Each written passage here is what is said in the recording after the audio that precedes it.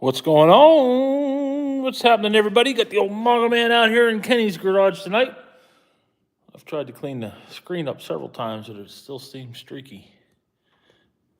I don't know. Well, what's up with that? Back on this accessory panel.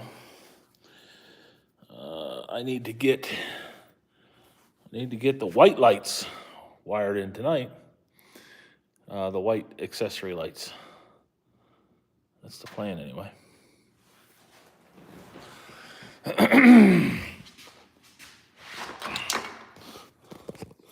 The brothers told me they might stop in. We'll see. Man, I tell you, somebody jumps right on the live every time and gives me an immediate like. I love it. I don't know who you are, but thank you. Thank you, thank you. How's everybody doing tonight? Friday night out here. It's week 2 of WPIAL football playoffs. And the last I heard, the local team, or the Fort Cherry Rangers, were winning. And Avella, of course, our local team, the team that I announced for, did not make the playoffs this year. So, no playoff games for us. But that's okay, because we didn't need to go this year. Hope everybody's doing good. There's Sean, he made it. Hey, what's up there, Loftus Family Farms? Throwing stuff on the ground. I have no idea what that was. It was my vice grips. Hope everybody's doing good. I talked to my brothers a little bit ago, and they said they might stop by. That's why I put on there what I did, that we might get to see brothers number 1 and number 2 tonight, but we'll see how that goes. I got some cold Yinling in the refrigerator for them if they do decide to stop by. But I totally understand if they don't. It's been a long couple days. Start of the weekend here, which is awesome.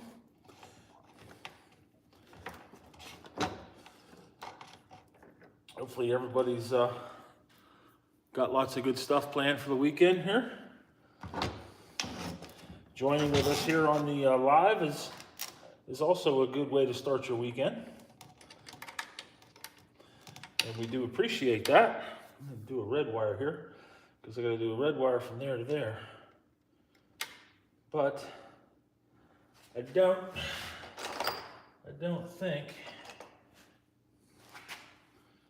think one of those will fit in there.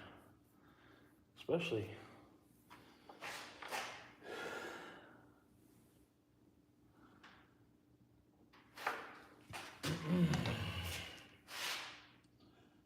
let's see how this works here.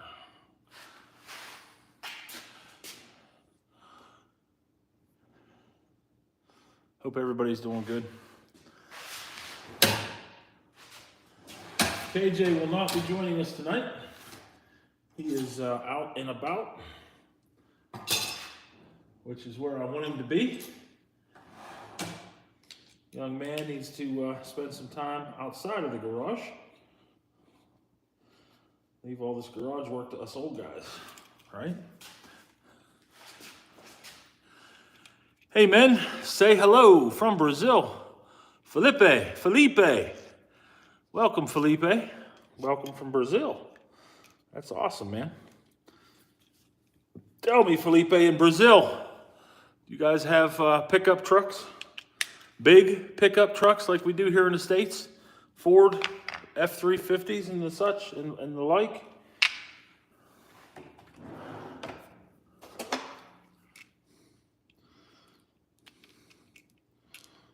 Ooh. Look at this, guys.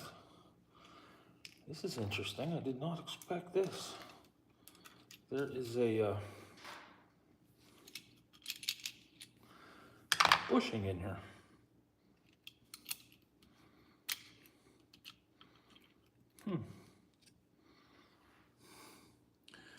a little bushing. Yes, you do. That's awesome. I guess that's for if you want to go to a bigger size. Eh?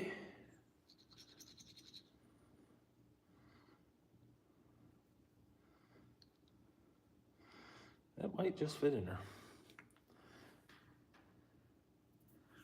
It just might fit in there. I'm trying to figure out whether these terminals will fit inside of that little bushing I just took out. I think it will. I just have to cut it off of there. Oh, and to do that, I need some tools. Wheel, grinder. Still pretty nice weather here for, we're getting deep into November now.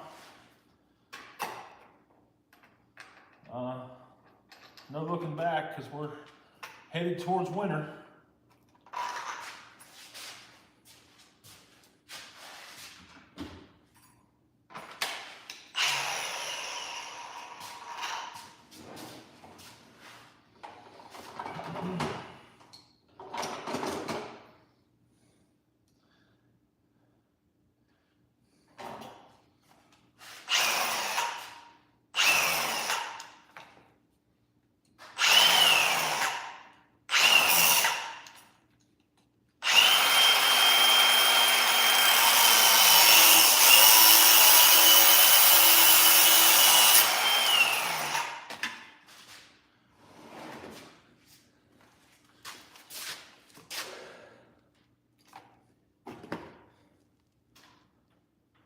Is that hot? Not terrible.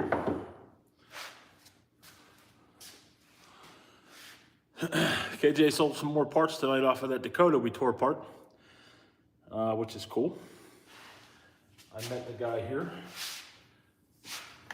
Came up out of Wheeling, West Virginia to pick those up.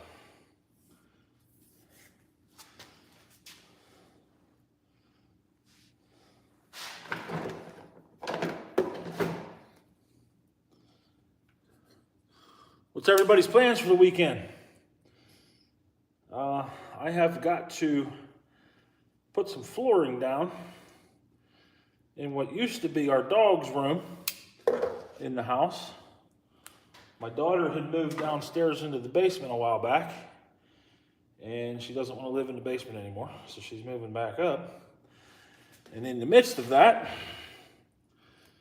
I had pulled the carpet out of the room that she was in, and just left the floor alone. But now she wants to move back in, and well, it's not right if she doesn't have a carpet. So we're gonna fix that.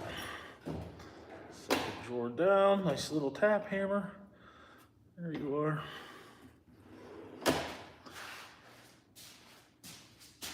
So that's tomorrow's plan for the morning anyway.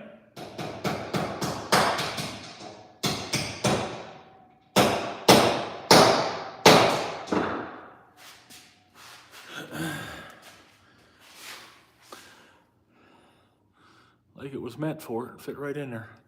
Work on your dirt bike. What kind of dirt bike do you have? You guys do church on Saturday. We do church on Sunday.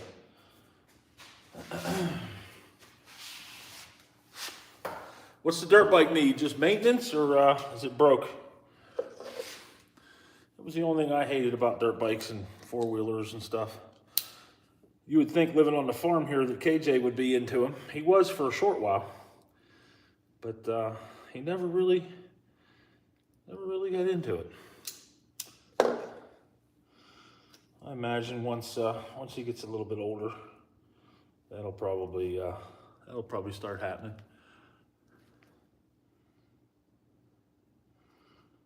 Okay, let's see what happens.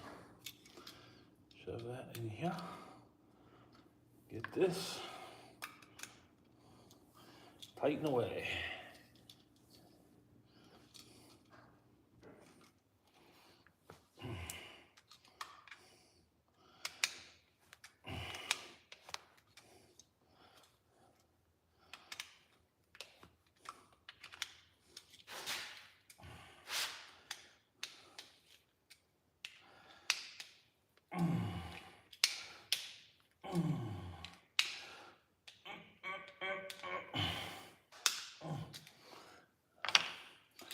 think that's plenty tight, hey? It ain't coming out of there, I promise you that. I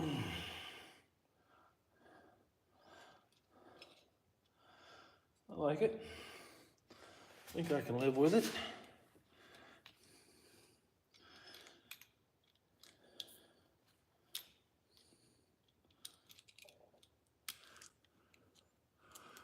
Needs carburetor cleaned, and it's a Honda 70. Cool. Honda's a good bike, that's for sure. Can't go wrong with a Honda. There goes that refrigerator, because I put some fresh brewskis in it, so it actually has to work. A little old piece of heaven.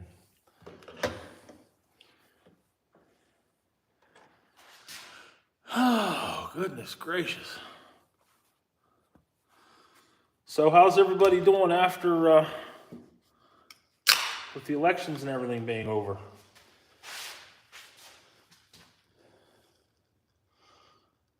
I know we've seen some, or I haven't, but we've definitely seen some liberal tears, haven't we? Kind of amazing, if you ask me. I don't know what these people were expecting.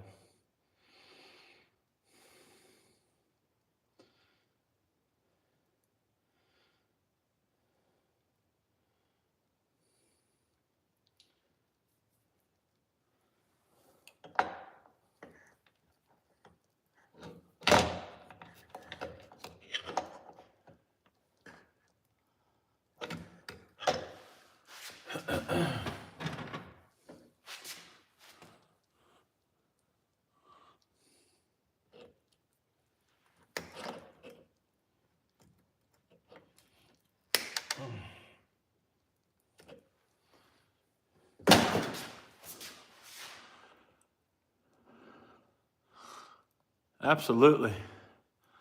A lot of tears. Kind of weird how they have to scream in every meltdown video. I know, right? It's weird. I've seen some, my brother was showing me some stuff the other night. Some of the things that these people were saying that are just, it absolutely boggles my mind.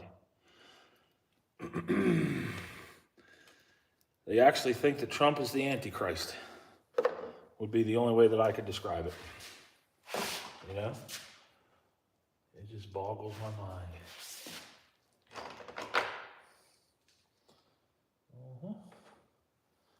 The 3/8ers.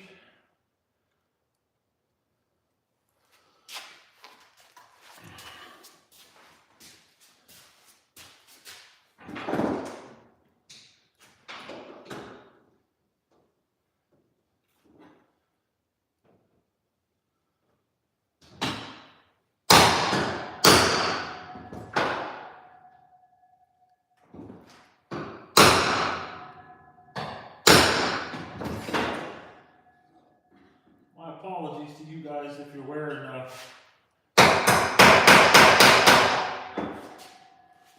whatchamacallits.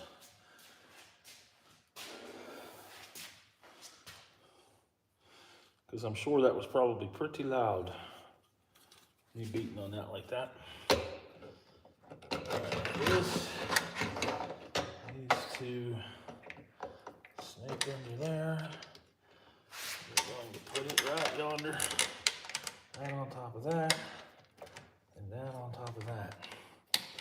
That's the plan anyway. Whether I can make it all work remains to be seen.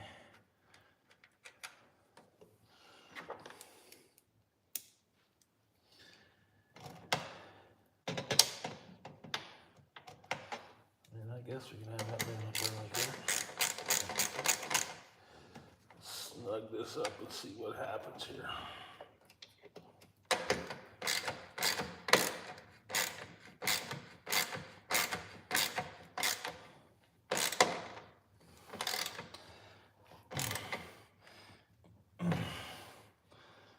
Okay, that I can live with. live with. This little guy right here has got to do some funny stuff here. I'd like for him to be on the other side of this guy. Something like that.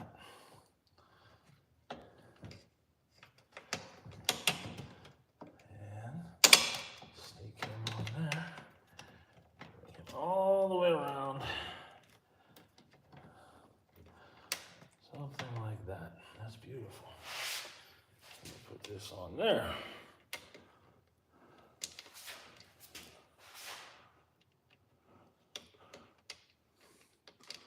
Let you guys see what we're doing here. Wiring up the accessory panel for the Bronco, trying to get all the powers and everything situated, where they gotta live and all that good stuff.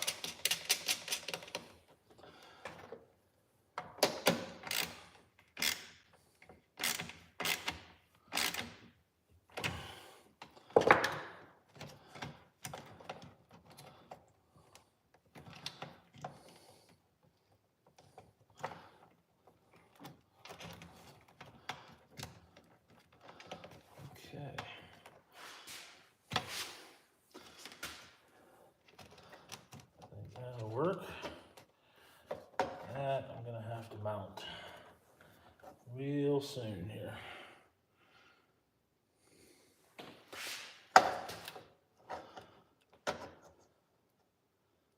Who's gonna live?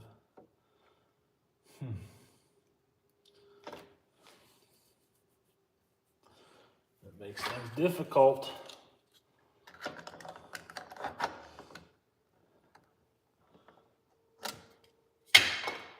Makes things difficult. 32 watchers. The deal is still on, guys. If we get 100 watchers, I'll give a tool away. I found a couple more over in the garage there today when I was looking for wire that are part of that giveaway.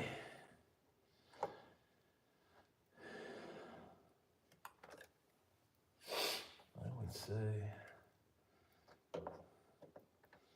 if anything, maybe that way a little bit further. Pioneer, yeah. Right there. There. And there. I see them both.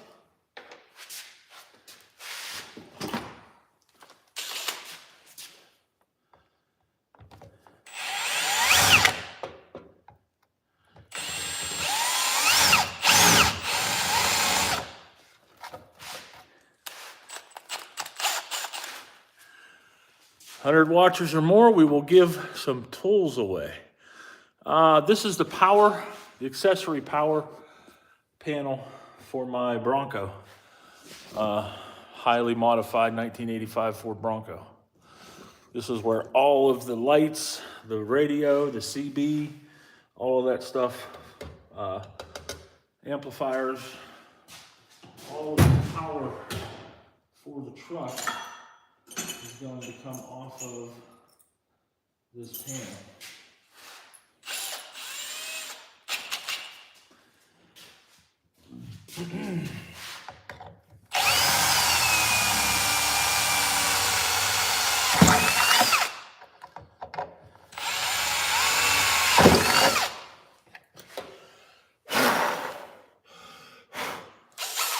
'I'm no engineer, but I did stay at a Holiday Inn last night. Holiday Inn Express.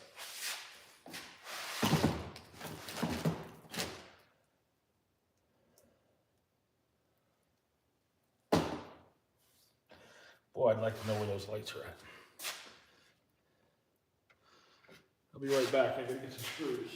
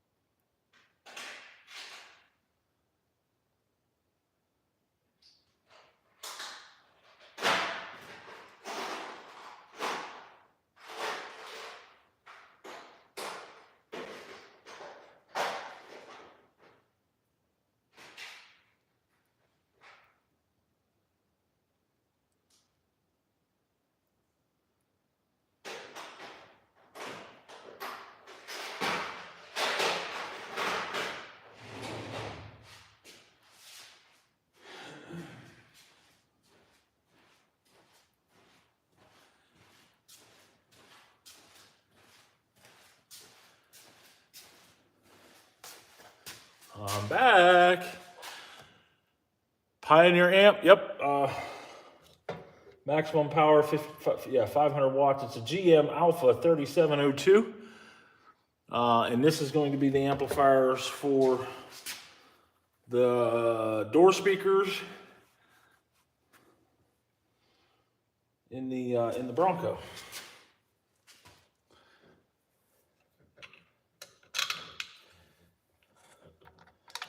And I'm going way overboard on power supply to it. But I don't want to have any problems down the road. I want this thing to work flawlessly for years.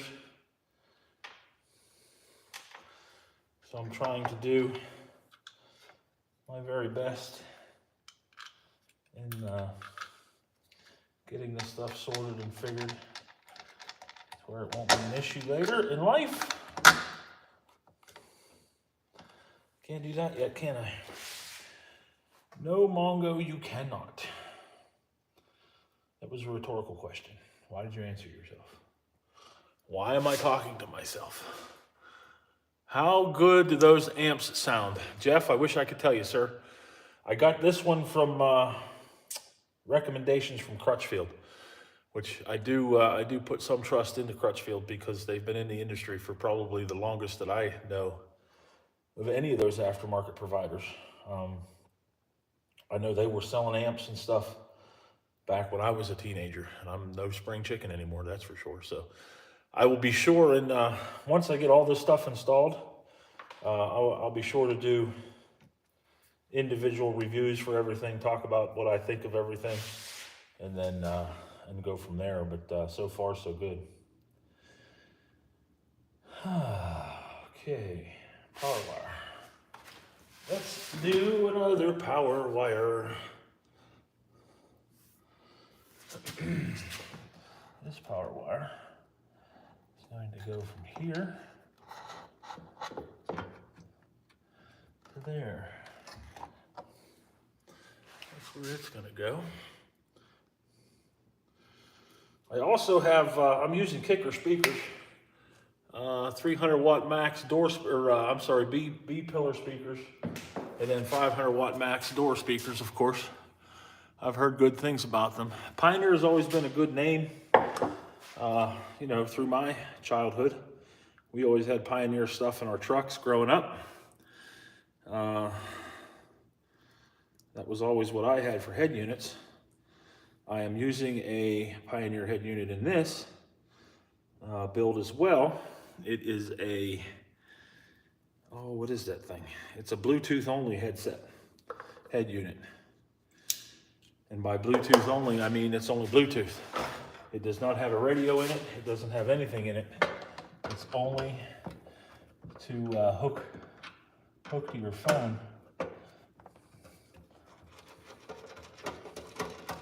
Which is perfectly fine with me in this situation. Laying here on the bench, yeah, you can see it. President McKinley, there's a CB radio with a shortwave in it. That'll be going in, of course. BOV, this is BOV1. BOV stands for bug out vehicle. This was originally going to be a bug out vehicle. I was writing an article for a magazine called Prepper Shooter. This is going to be loud, guys.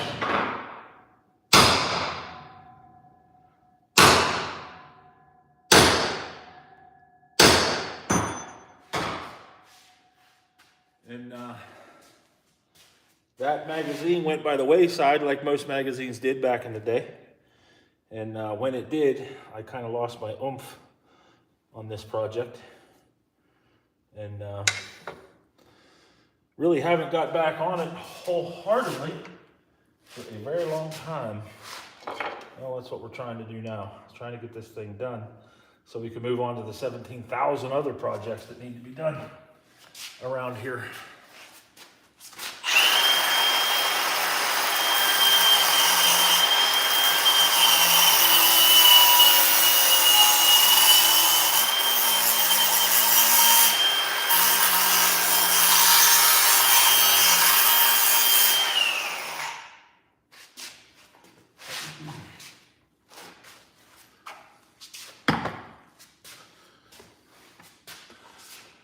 Don't see me. Yeah, I see you. Hello again. Jason, what's happening? Been a while, brother. Haven't seen you in a while, but I see you now. Chevy 5-speed's back. I'm pretty good, sir. And yourself? Hope you're doing well.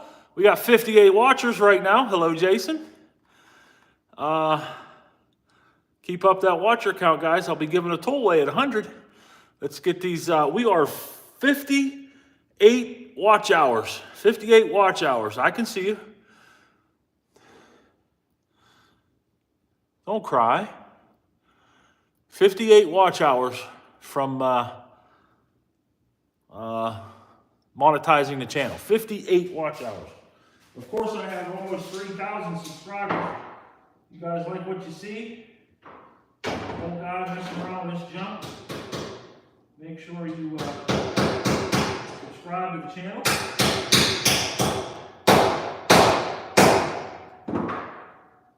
That worked out nicely.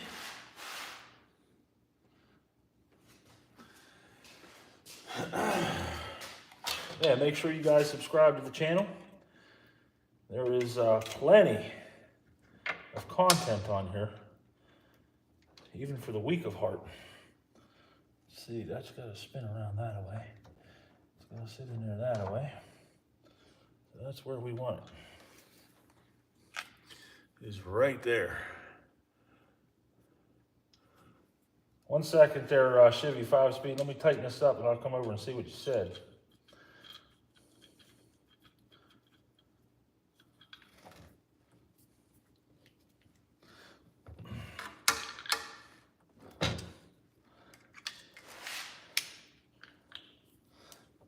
I'm kind of doing this backwards here.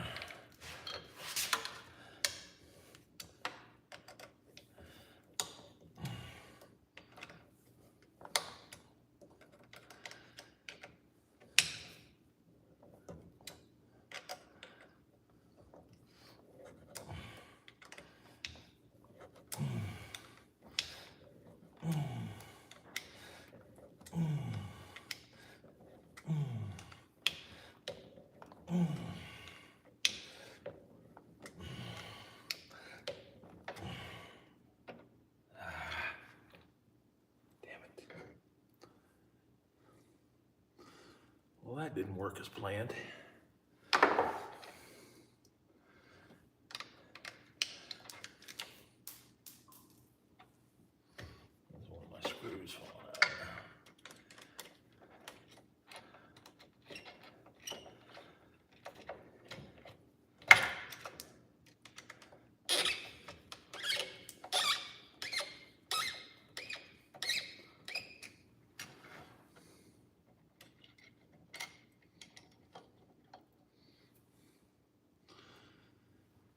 Definitely squeezed her in there. I don't know where that screw went. We'll be needing that later. Here, screw. Where did you go? Hi, Mama. Hi, Rowdy. You guys coming over or not? I have cold beers waiting on you. Cold beers. I do like pack-outs, yes. Some would say I'm the pack-out king. I've spent more than my fair share of money on pack-outs, that's for sure.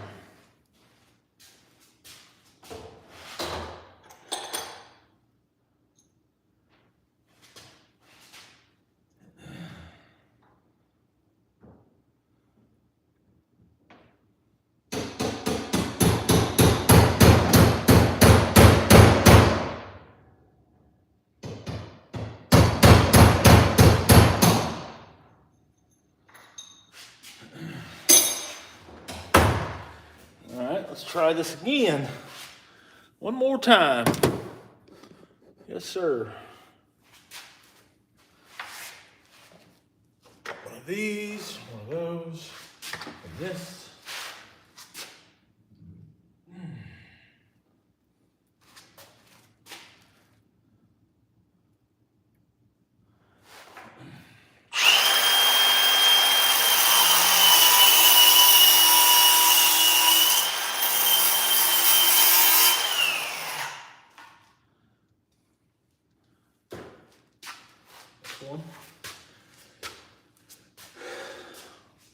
That's warm.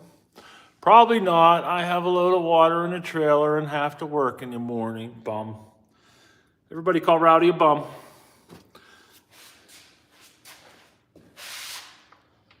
Say, Rowdy, you're a bum.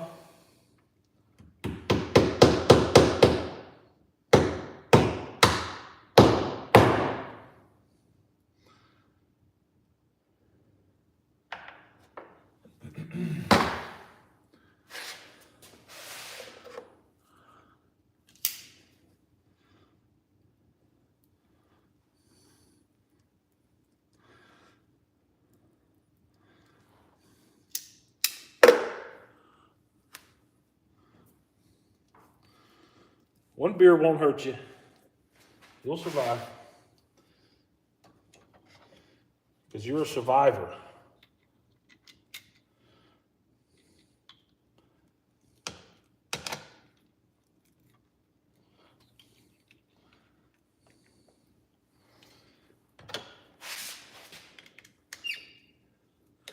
I'm a survivor.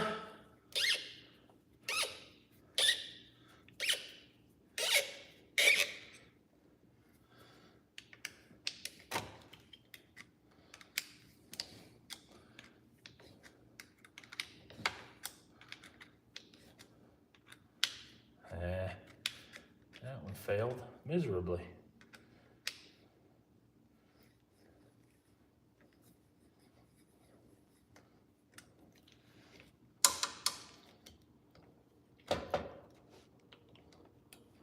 How come the other side works so well, but I can't get this side to work?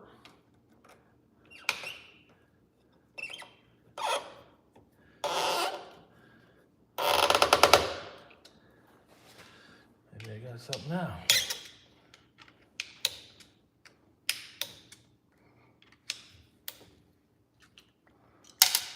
I lost the other screw.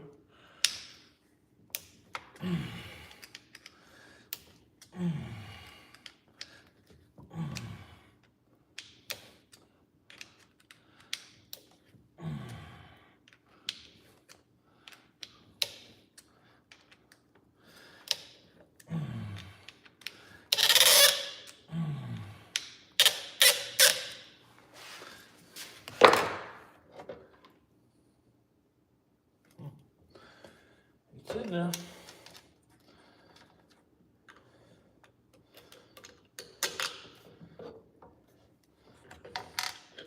I need to find that other screw. Where did it go? There it is.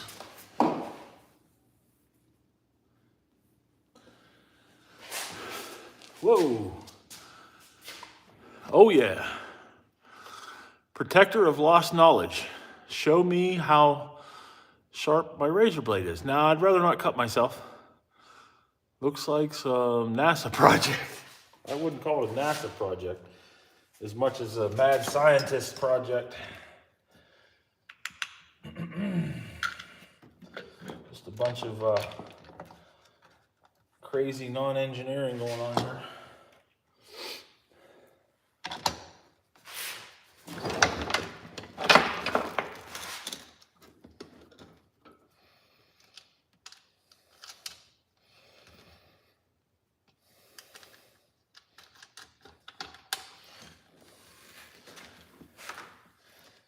What size are those bad boys? I don't think they're 10. No. Probably 3/8 is what they are.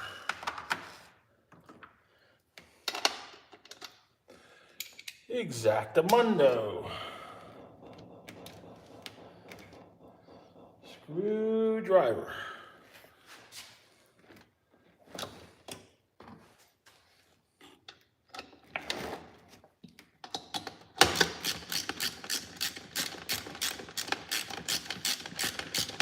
I think, is that who?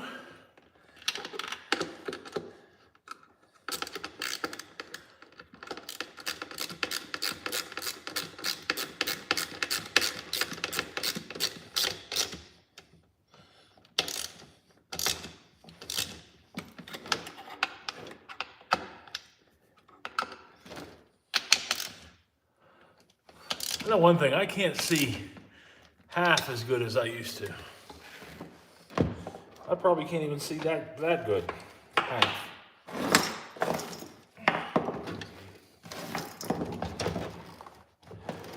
I don't like putting that on there crooked.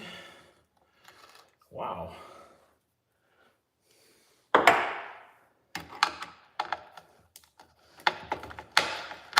Someone could have told me I was making it crooked.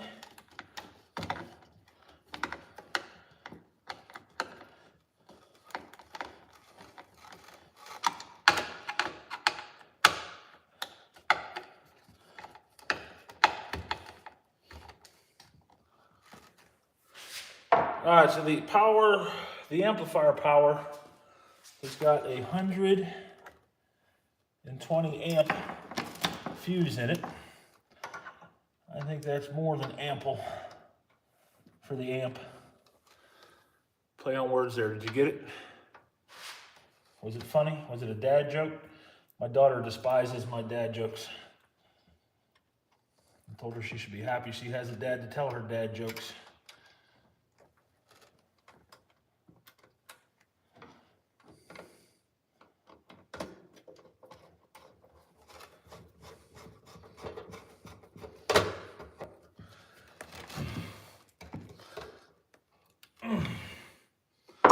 Alrighty then.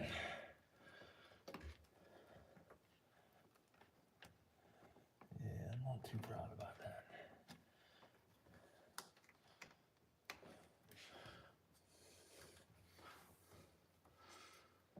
That'll work. Cap. Cap. All right. That's all the big power. Let's see what you guys are talking about over here. Give me a sit for a second. What's up, DJ? What am I working on? I am working on my accessory power board for the Bronco. Look like amp for subs. Yep, moving forward. What is it called? It is called BOV1. Bug Out Vehicle 1, 1985 Ford Bronco. She should be happy. I have seen my dad in years. I'm 17. Oh, that's terrible, DJ. Hang out with us, brother. So this is what it is. A bunch of craziness. That was the amplifier power that I just hooked up there. I think I'm going to swap these two. I don't know what I'm going to do there. I'm going to do something. I don't like where they're at.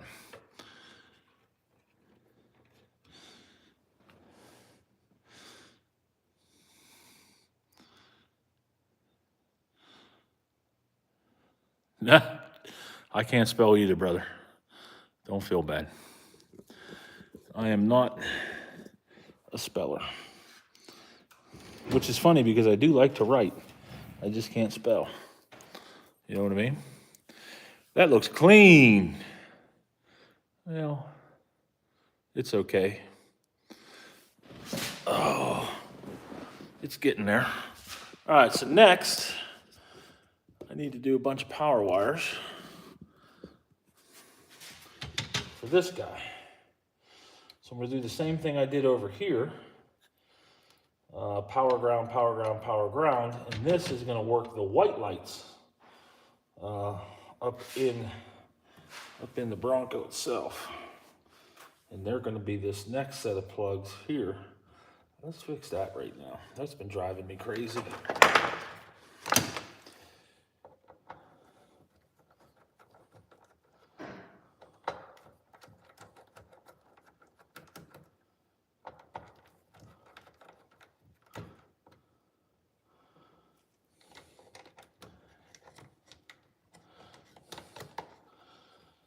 Yes, sir.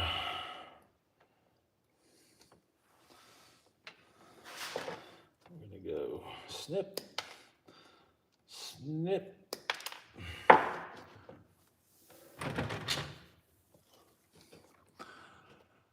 For my subwoofers, all of my amps are in my 93 Chevy 3500. but I don't know how to hook them up where the Bluetooth radio and all that. What's nice about all of these companies today is everybody, all you got to do is get online. And I have to do this every day for work. Just about everybody will give you whatever information you need when it comes to schematics, manuals, that sort of stuff.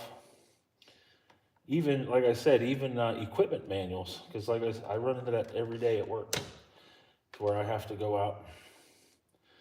Well, I'll tell you how crazy it is. I called a competitor the other day just because we needed a manual. Not thinking in a million years that he would give it to us. Would you believe he sent it to us? For a competitive piece of equipment? I'm not going to say who or where or what it was, but it is happening. And really, you have to today. Because, you know, his piece of equipment, I'm taking care of it. Whether it's the dealer or whomever's taking care of it, they need the information to be able to fix it. And that customer, you know, if I go to the customer and I tell them, hey, guess what? I just talked to the manufacturer for this piece of equipment, and they gave me the information I needed, even though I'm not their dealer, to fix this piece of equipment. That customer not only is going to say, well, that manufacturer is okay in my books because they understand that it's whatever it takes to keep the customer up and running, which is exactly the right answer. But that they, you know, in the long run, that was to help them more so than anything. Alrighty, now let's bring this down here. True, Tanner. Ha! Welcome back, brother. Good to see you. But yeah, it was crazy. I'm trying to remember who it was. It was one of them oddball electric fork trucks.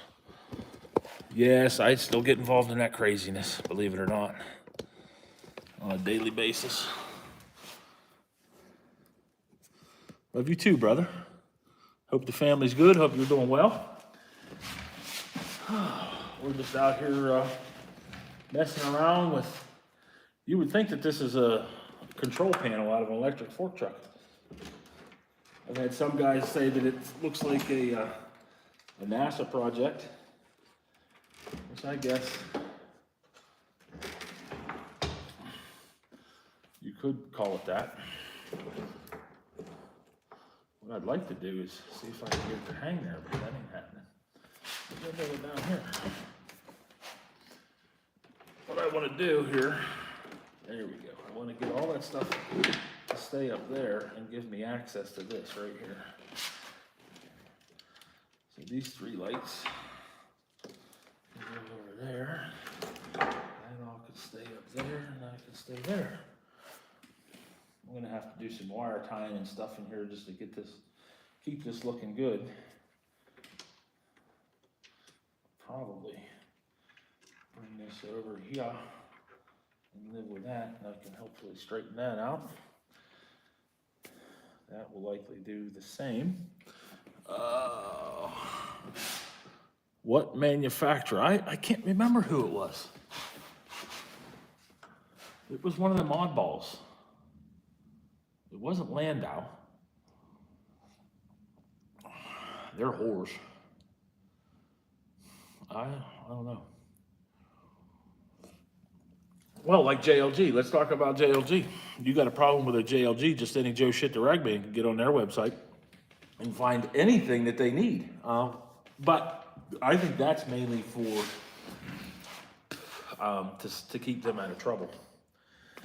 Because their product, I mean, JLG has a good product, don't get me wrong, but it is so complicated, and they don't really have a specific dealer network that helps support them. So they just let whoever work on them, which is really interesting to me.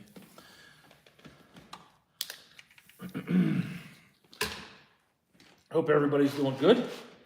Like I said, just out here playing in the shop, trying to get this stuff wired up a little bit at a time.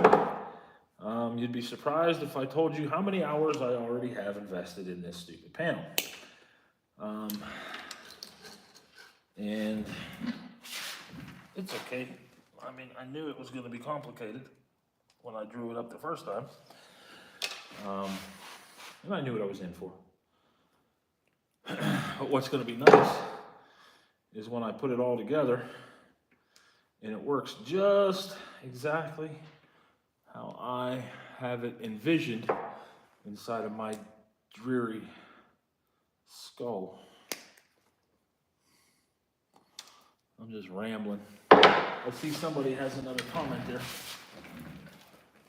Bear with me.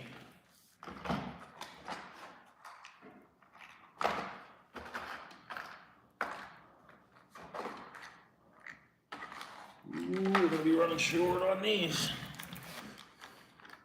I wonder what I've done with that.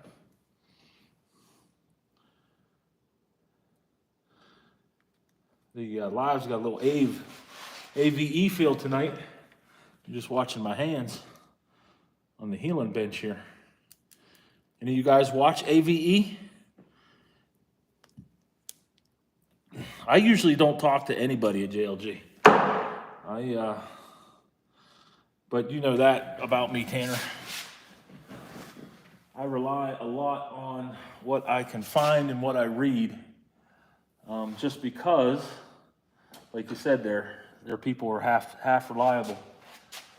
And then once you talk to somebody, you have to decipher whether you believe them or not. And you take that human element out of it, at least one step of human element.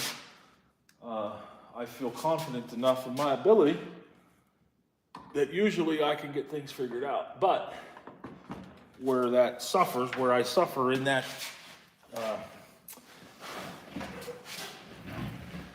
regard, is that I don't get to take, I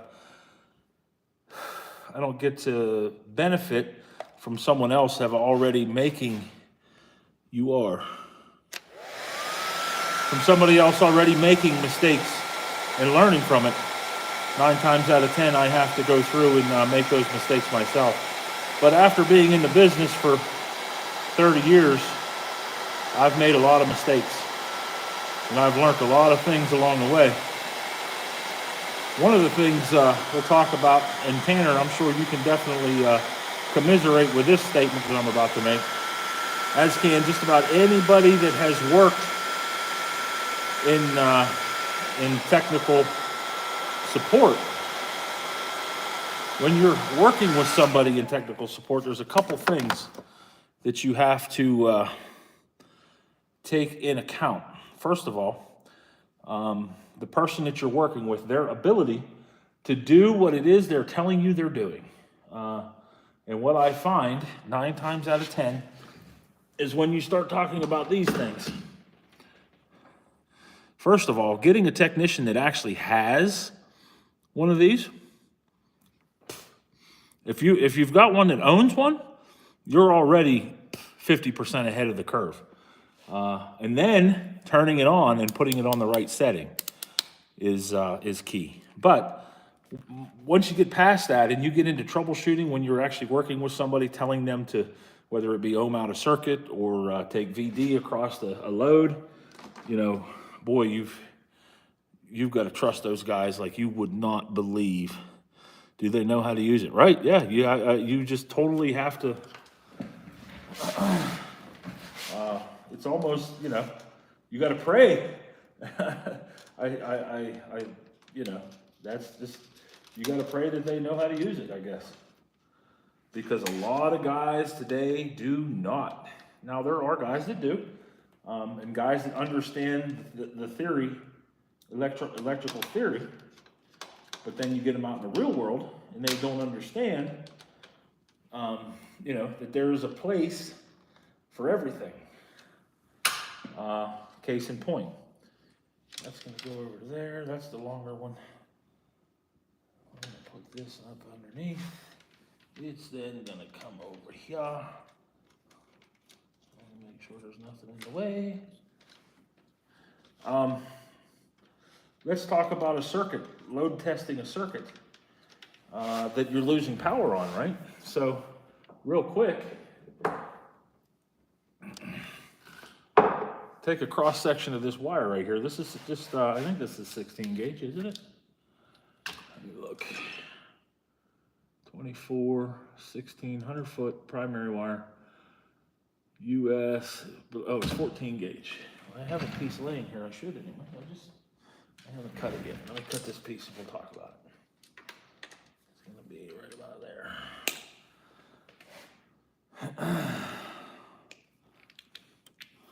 So, if you guys are in this business, I'm going to have to plug this phone in soon. It's just about dead again. Let me see where it's at. 20%. We're good for a little while anyway. What's up, Patrick the Funny Monkey?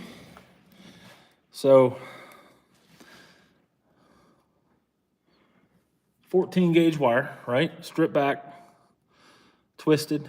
A lot of people don't like the butt connectors, and butt connectors, as long as you know what you're doing. Scotty Barker knows. Scotty Bart, yeah, absolutely. Scotty, I was helping Scotty today, believe it or not. He had called me up. But these are the best wire pliers on the market. These are the Snap-ons. I could probably give you a part number. PWC 870. That's all I can read. These ones have been used well. I bought these back when I was still turning wrenches. But, so if you're looking at this, right? So we're going to test the load across this circuit. And this wire will carry 12 volts across it. Awesome. It'll also carry, I don't know, these wires will carry a couple, 50 amps, maybe a little more than 50 amps without giving you much of a problem. Guess what? Can you see what I pulled off there? See that little filament of wire, that single wire? There it is. See it?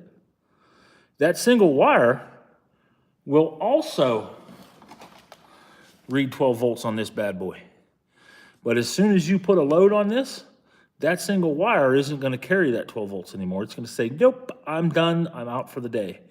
And, testing with the DVOM, a lot of people tell you with sensitive electronics that you need to test with a DVOM, but also you need to understand what you're testing. If you're testing something across the load, and let's say you at first get the 12 volts, but then the 12 volts disappears, chances are you've got a bad connection somewhere. Yeah, that single wire just will not carry the push. It will not carry the amps. So that's where the test lights come into play.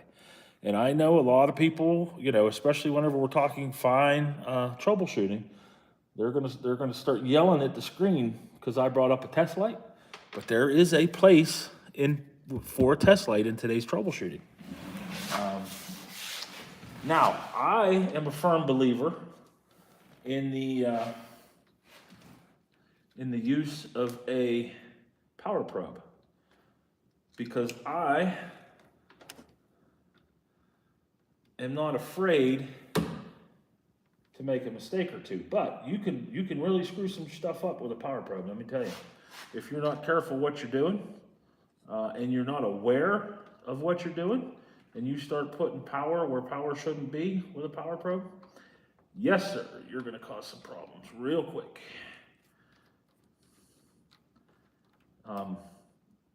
Case in point, my old man, he was trying to put a 4.6 in a old 67 F100 that he was working on.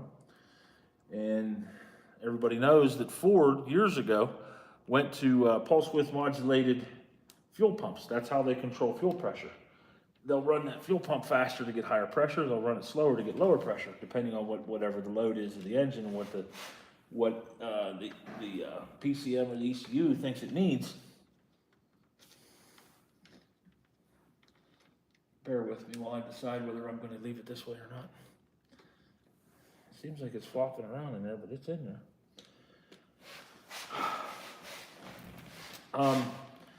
Anyway, he was messing around with that thing, and what he ended up doing, he had my power probe over there, and he had run 12 volt power right to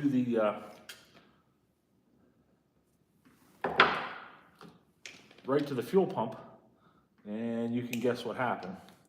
It smoked the module on the fuel pump, and then we couldn't make the stupid thing run because it wasn't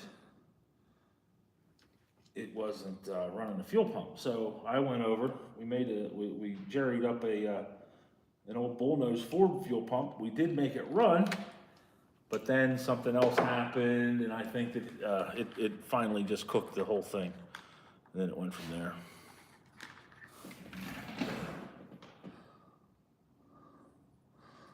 The hook allows PWM. Yeah, I don't have a hook. I just have the old original guy. Power Probe 3 to keep it simple. Yeah, I am definitely, took the words right out of my mouth. True, but I like the Power Probe, yeah. And the Power Probe, but the Power Probe, you can't test load with a Power Probe. You can still test voltage, and you can power a circuit, but you can't test load. And what I mean by testing load, believe it or not, that little light, that's going to tell you a lot of what's going on, how about the circuit's health that you are testing. You know, how vibrant the light is, does it come on at all? That tells you a lot about what's going on with that particular circuit that you happen to be testing at the time. That's why I like having an old-fashioned, run-of-the-mill test light. Now KJ, my son, he has a fancy test light, and I like it too. It actually has a circuit board in it. I guess it's a test light on steroids, really is what it is. It has a power or a circuit board in it, and it actually lights up green. I think it's green for ground and red for positive. And it gives you the voltage as well.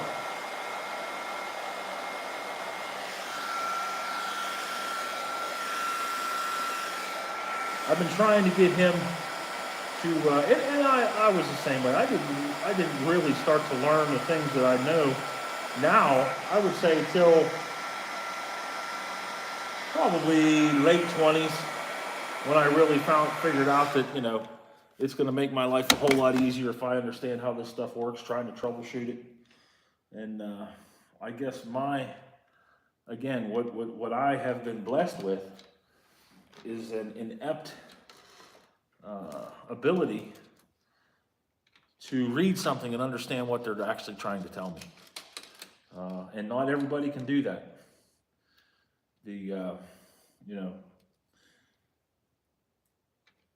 Comprehension, and it was one of the things that I never understood in school, but my teachers knew. They all knew when it came to the comprehensive questions and things, I always accelerated. I always did very well with them. But yeah, it's just one of those things you learn as you're growing up, right? All right, one more of these. That's going to come over here, something like that, and be right about there. Snippy, snippy.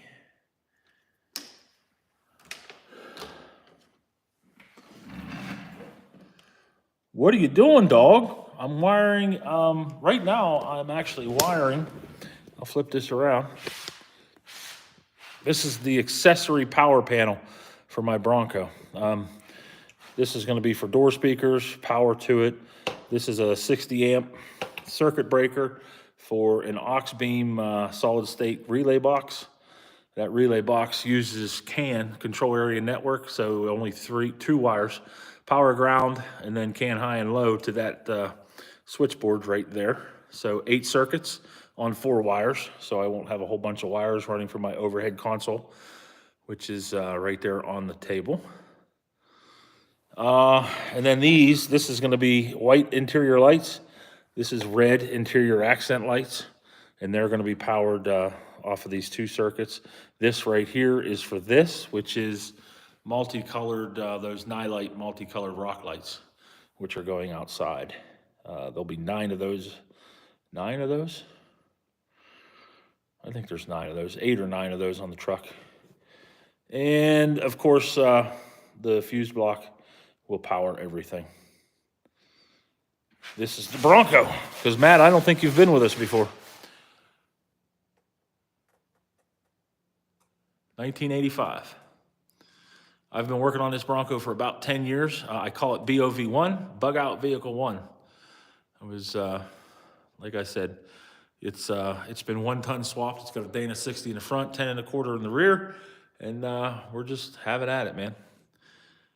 I decided to dive into this finer little stuff here because I want to get this done and understand if I need to do any more fab work before I go and before I finish up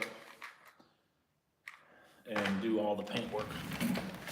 I'd hate to have everything done and then have to drill a hole, or you know what I mean. I'm sure I'm gonna have to anyway.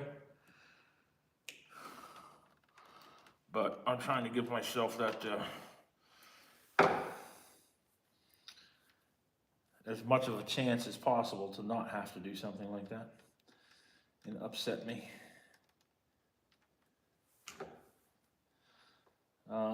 We're actually in my son's garage, guys.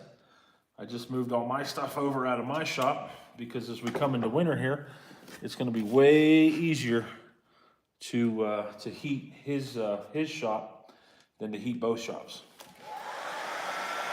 And he's got a bunch of plans as well. He's starting to work on Larry, but he'll be helping me on the Bronco here as soon as I get all this wiring and stuff done.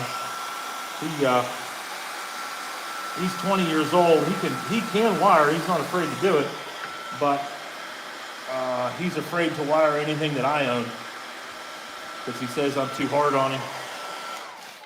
I hold him to a certain standard, as I do anybody that I'm working with. Hold them to a certain standard and make sure that what they're doing is correct. Man, I used to have an 84 Bronco too. Loved it, but didn't have the money to keep her running. Yeah, I don't even want to know what I have in this Bronco to get it to where it's at right now. I got it, like I said, 10 years ago. I started my channel 10 years ago, just shortly after buying the Bronco, and it was actually one of the projects I was doing on the channel. Bear with me, guys. I got to plug this phone in. It's just about dead. I have been yammering on now for an hour and 4 minutes. Hopefully you guys appreciate that. I'm not boring you to death, am I? If I am, just let me know. I'll shut up. Then I'll really bore you to death. We've been keeping right around 27, 30. We were all the way up to like 60 watchers there at one point.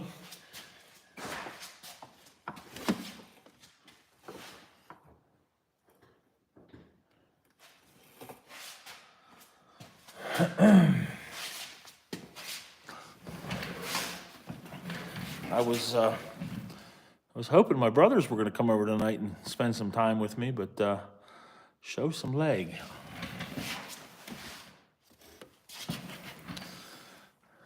Speak of the devils, there's one of my brothers now. He wants me to show some leg. I'm scared, Rodney.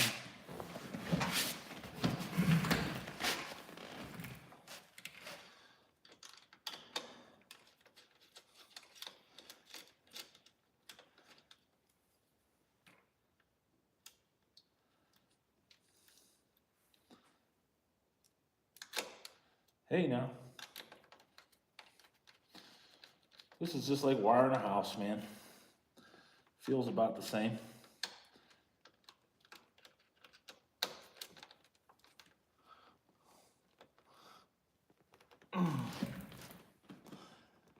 That standard is the standard.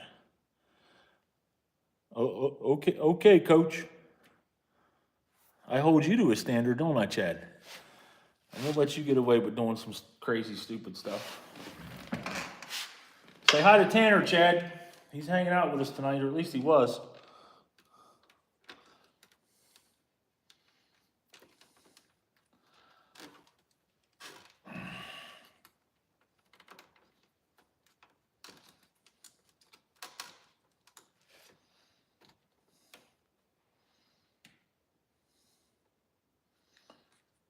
All right, 1, 2, 3, and then grounds. Grounds are next.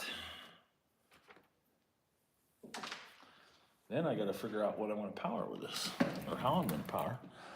I know. Yes, you do. It's not a bad thing, though. We've done a lot of good shit together. Fixed a lot of stuff that a lot of people said we probably should have been able to fix. Tanner, same thing with you. We've been able to do things that, I know I have definitely punched up over the years. Been able to do things that a lot of people never thought that we would be able to do.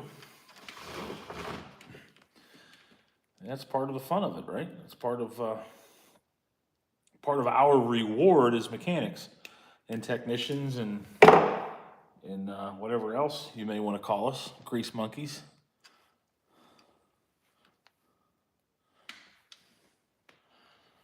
I still say, Chad, that you're wrong, though, on a couple things. You want to know what those things are that I think you're wrong about? I'm going to tell you anyway. I'm going to tell you that this is the proper place to crimp insulated terminals. If you know, you know. And then I'm going to come over here and I'm going to put it on. I'm going to put it on the one with the little tit.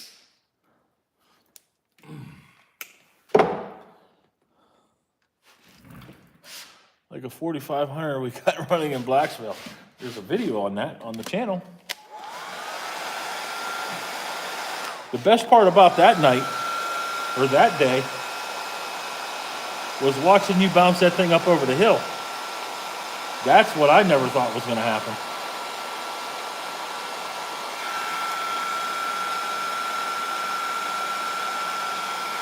I would have bet money against you taking that 4500 up over the hill.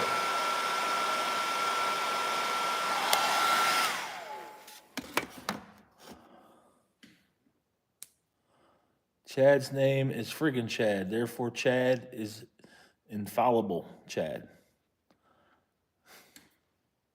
Chad, I think you have wait, Matt?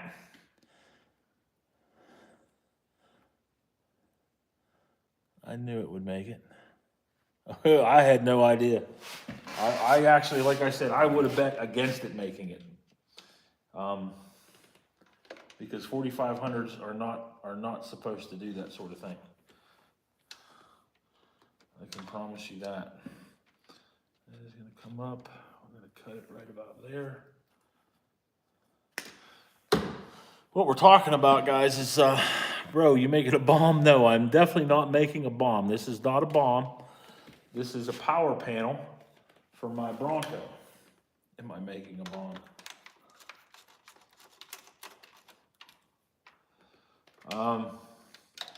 This was supposed to be a simple Bronco bug-out vehicle that was void of all technology in order to make it reliable after an EMP. And, well, you can see what happened to that plan.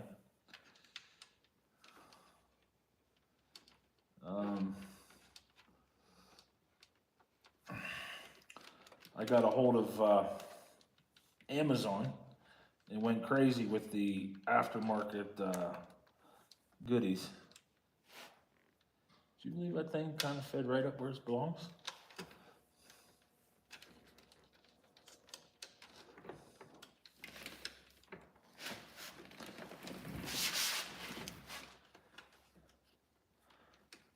these to be side by side, right into there.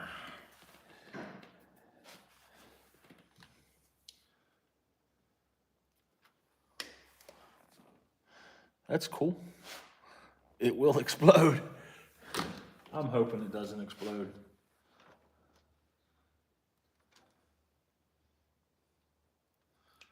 I'm trying to do this to where, like I was saying, it gives me years and years of reliable service.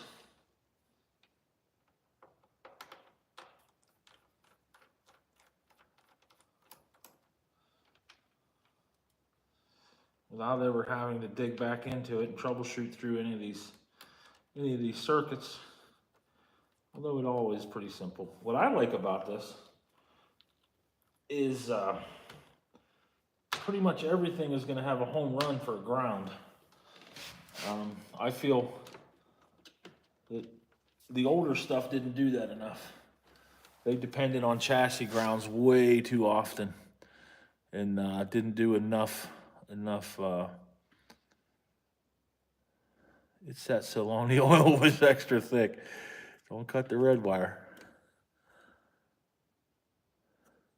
What we were talking about, Chad and I there, we were down in the middle of nowhere in an old coal mine, and we're trying to revive a piece of equipment that they wanted us to work on that had sat there for a while. And actually, like I said before, there is a video on the channel of it. Pissed around there. I think we had to put a starter on it, but definitely got it running, got it up, got it moving, and drove that thing right through a bunch of trees and up over the hill. It's a hydrostatic drive, and they weren't known for having the best ability to climb hills, and we climbed a hill coming up out of there.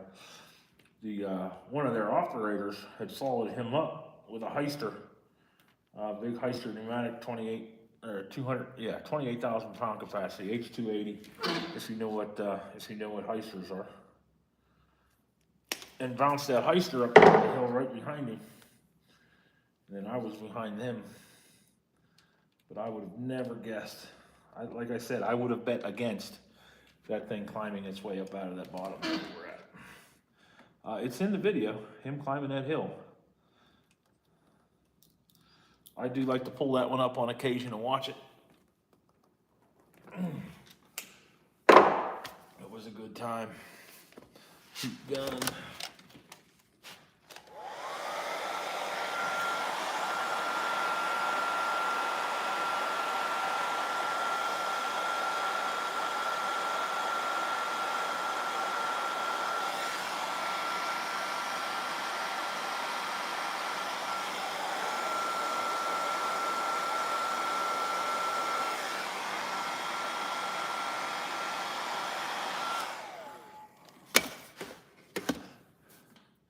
Starter, batteries, homemade fuel tank. It's set for 13 years. That is right.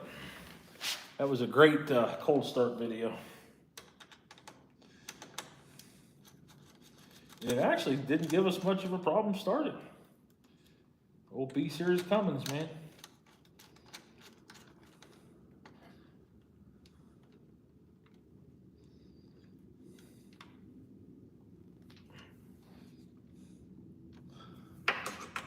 One more to make. That's going to end right there. Snip.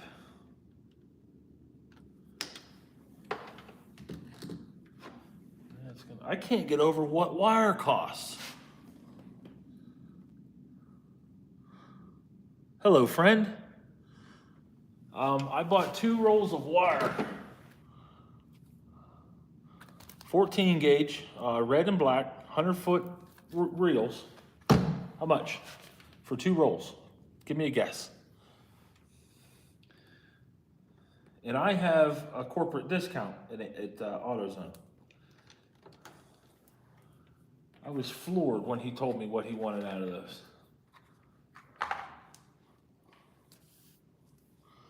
It was $53 after taxes. $53. for 2 little rolls of wire.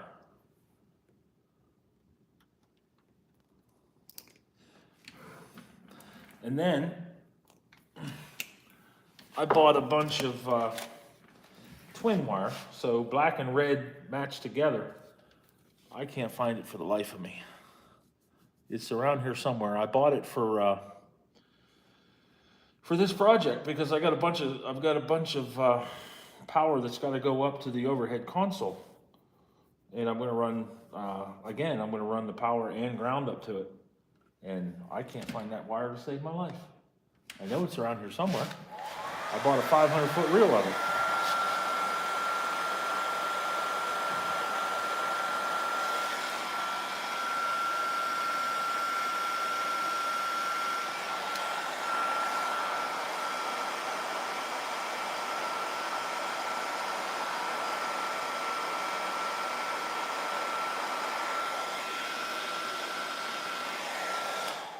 This will be, I don't know, the 3rd night I've worked on this thing, on this panel. 45, yeah, it was 50, 52, 53 bucks. It was insane. And I have a couple more nights left because I still got to do, I mean, we're getting very close on the panel here, but I'm going to move into the overhead console, the center of the overhead console. I have to put 2 more of these junction panels in there for the lighting, and then that can live right under there, I think.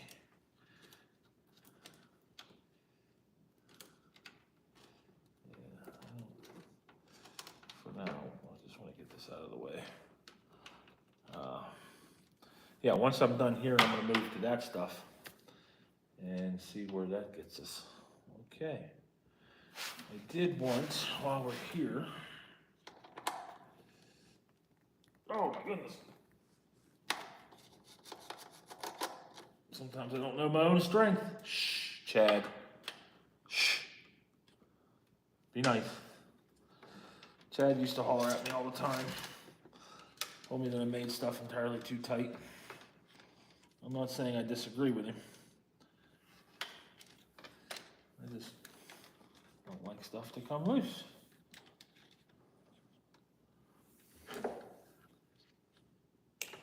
Back in the day, Chad used to follow me in the field. Well, we would work on the same equipment. He wouldn't follow me. Whenever he did a PM after I did, he would complain because the filters were too tight, or I would tighten bolts too tight. Right, Chad? What was I always good for making too tight?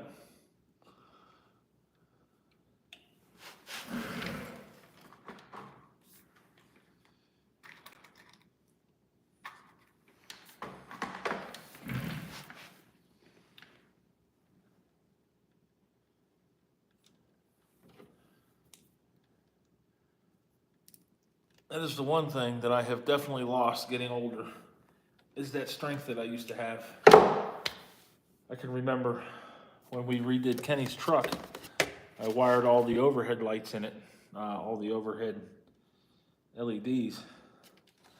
And I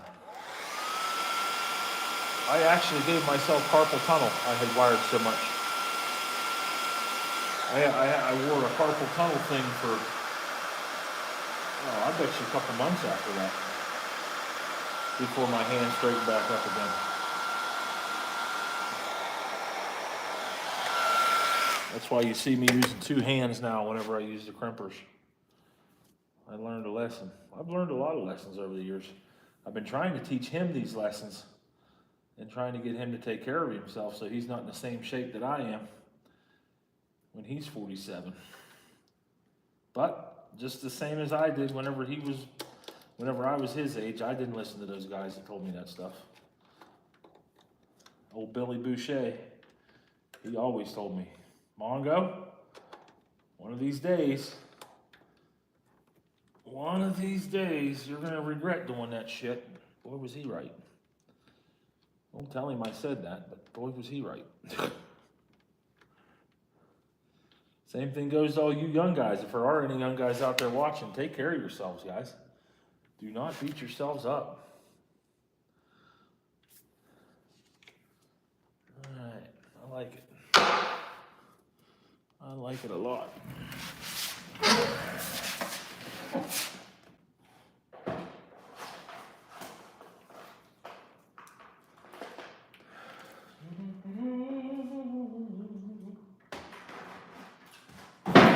Hey now. All right, this is the crazy thing. So this is the power kit that they give you to turn these on, and as you can see, it has a little relay on it, which I don't necessarily. I mean, I don't know. We're not using that because I think I can do better.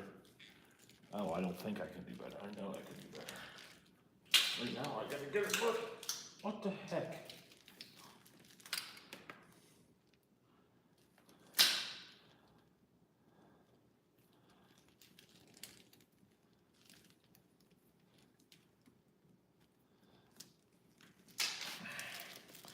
All right, so what this is 2 sets of wires.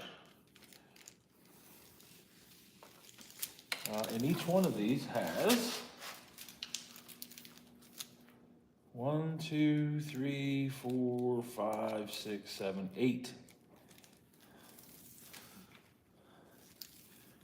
8 LEDs on them. So there's going to be 16 in this kit. Right? And these LEDs are just white LEDs. Nothing special about these. Beth, you are welcome, Beth. Wear it in good health.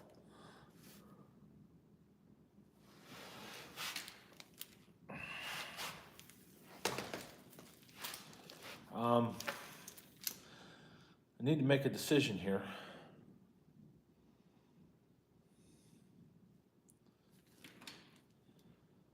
I think I know what that decision is going to be. Some of these need to stay in the truck because there's 2 up there. There's going to be at least 4 on the center console. So 6 of the 18 are going to stay in the truck.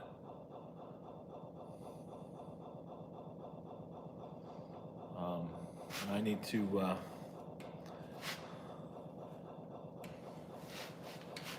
to trim these down a little bit. I think what I'm going to do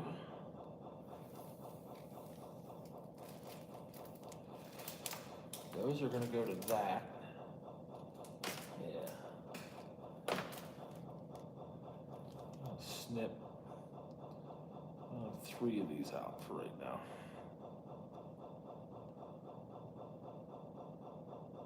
There's going to be 4 in there, so I need 4 of them.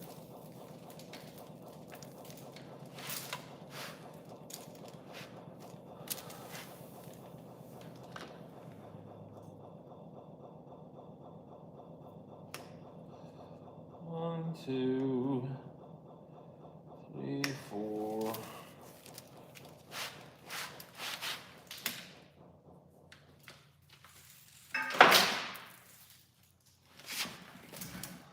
Okay, let's see what is inside of these guys. Tanner, phone is going dead. Love you all. Have a great weekend. Enjoy the time off. You as well, sir. Thank you for joining us tonight. Thank you for giving us the watch time. Hug that family and keep them safe, would you? That is our greatest gift. The ability to love our families.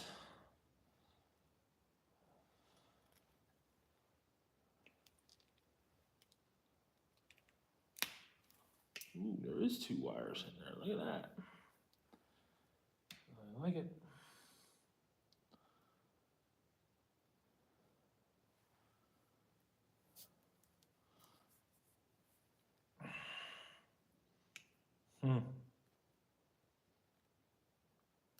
Man, those son of a guns are thin. 1, 2.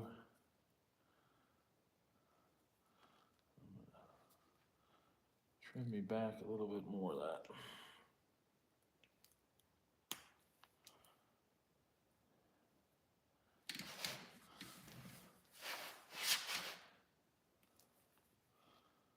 One. All the way back to there.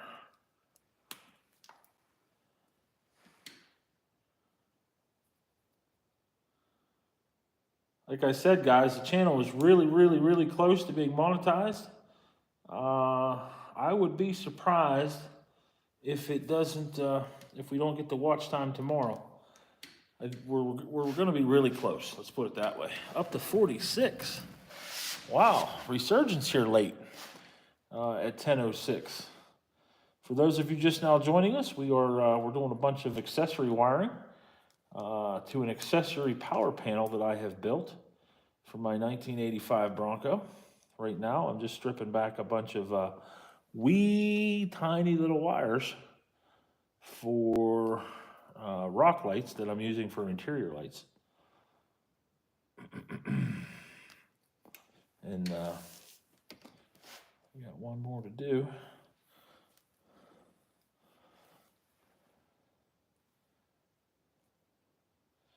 This is the stuff, if you guys watch Robbie Layton, Fab Rats, Matt's Off-Road Recovery, that whole group of guys out there. This is the stuff that they usually send to Chad's Fab, and Chad does for them. All this finer wiring work. I'm not saying that those guys couldn't do it. I'm sure they could.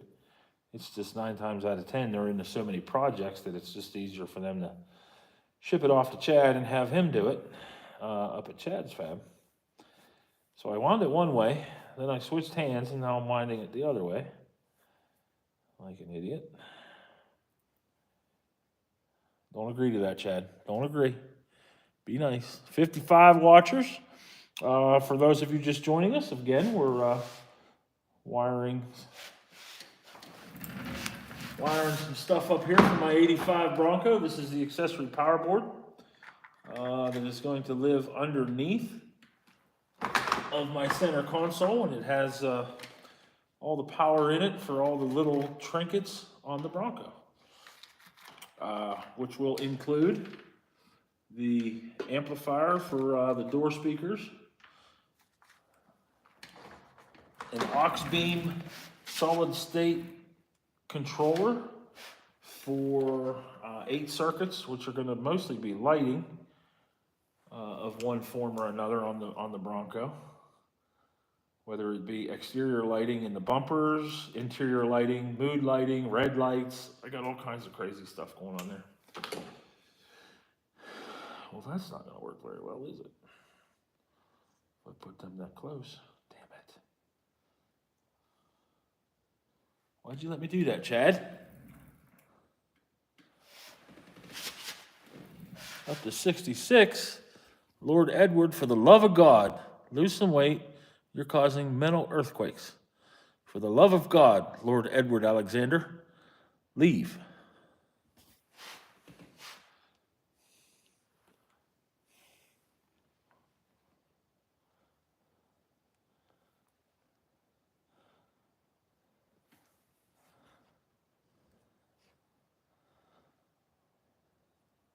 Thank you. Silence, you weak peon. You abandon the castle lands with these nerds. It's time you bear the blood in honor of these pledging. Man, there are some weird people out there.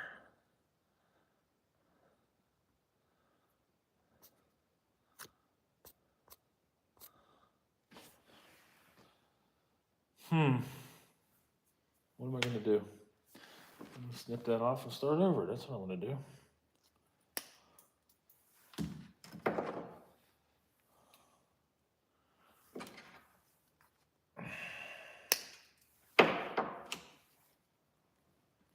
Hey, what's up, Loftus? We needed you a second ago.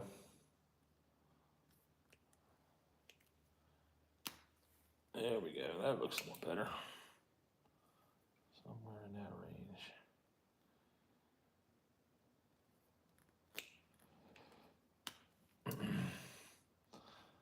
I got to do a car wash video. I have ordered a bunch of stuff from Salty Captain. Look for that video coming out soon, guys. Should be pretty good.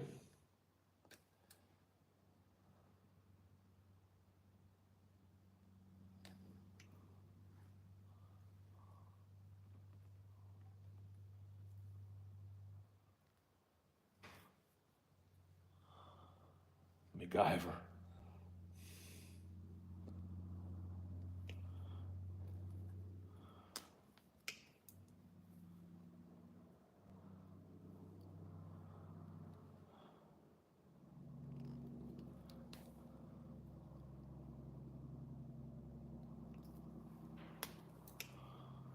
All right, now let's see what I can make happen here. Do reds first.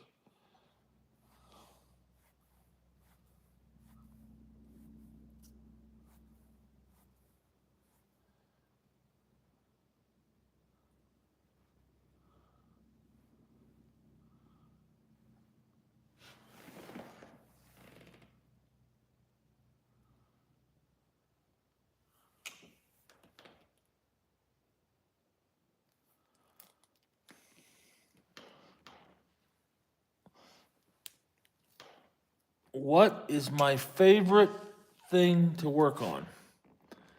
Remember that. Yes, I absolutely remember MacGyver. I'm wiring a bunch of accessories up for my Bronco. My favorite thing to work on is, I don't know, something in the garage here. Something when KJ and I are together and things are just clicking off. Suspension work for me is, like I said the other day, we were talking about starting a garage up, and I said that suspension work is just brain dead work, and I meant that. I didn't mean to degrade anybody that does suspension work, but I do enjoy doing suspension work just because there's very little thinking that has to happen. You know what I mean? I like this stuff too, actually. I like a challenge.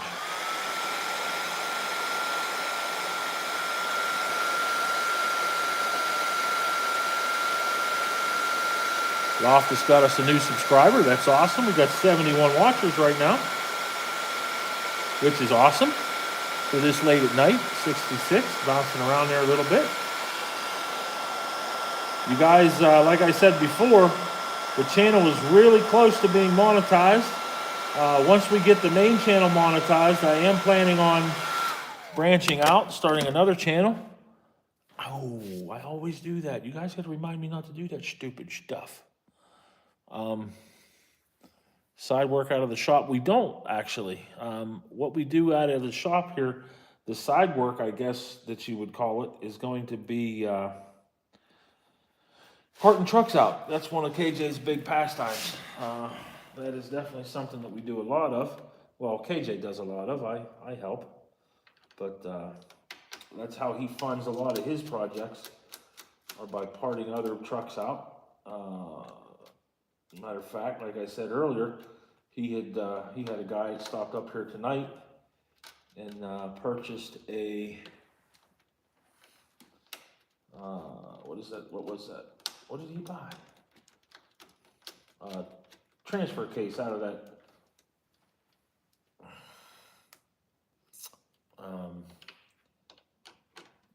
Dodge Dakota. So as far as side work, we do have a couple jobs that we could take.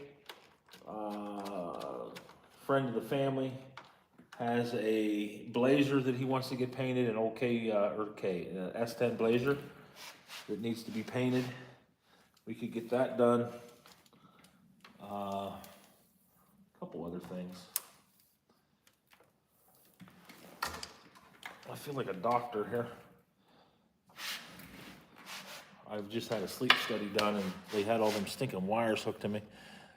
What was my first truck or car? Well, I mean, if you want to go all the way back to my very first car, I never got to drive it on the road. It was a 1981 Impala convertible. Two-door. It was a really weird car. And my brother had found it. It was on his and my dad's way to work. And they loaded it up and drug it home. And once they got it home, broke my heart because it was so rotten. Even back then, it had to have been, I don't even know when that would have been, to be honest with you. Oh,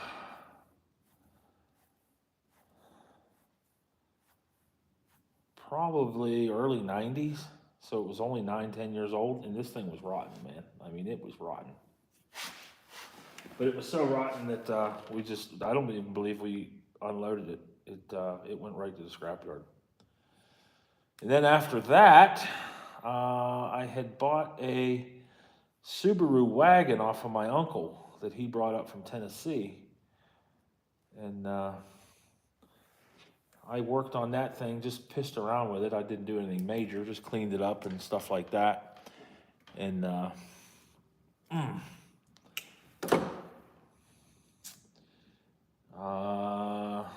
before I ever had the chance to drive it on the road, I ended up selling it. I sold it to my brother's mother-in-law. I don't even remember what she did with it. But yeah, so my first two cars I never drove on the road. My actual first car was a 1979 Ford Granada. My wife absolutely hated that car because it was green. It was emerald green with a white vinyl top. And 15, 16-year-old me thought it would be cool to have Chester the cheetah on the side of it. I have no idea what I was thinking about, but that's what I done. I put Chester on the side of it in a big decal. And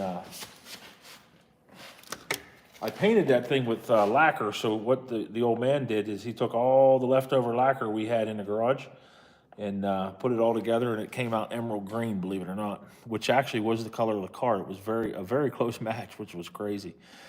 I think I have sleep apnea, but I never get tested. If you have it, you need to get tested, Chevy. It will definitely change. It'll change your outlook. I am 47 years old. I used to have a few Subarus. They're okay, if not rotted bad. Now, when I say Subaru, I mean old Subaru. It was probably late 70s, definitely late 70s, early 80s. And like I said, I never drove it on the road. I've never driven a Subaru on the road. The only foreign car that has ever been in my ownership was my wife. She had a little, I guess it would have been what, a CX-5 Mazda, which essentially is the Ford Escape anyway, right? I had a 2003 and a 97 Subaru. Yeah, mine was definitely a lot older than that. Them are hot. I'm 36. Okay, so you're just a little younger than me. Not much. 10 years. That means you were born in, what, 88? My oldest brother, Rodney, is 10 years older than me. And Rowdy is... Oh, he's going to shoot me. 6 years older.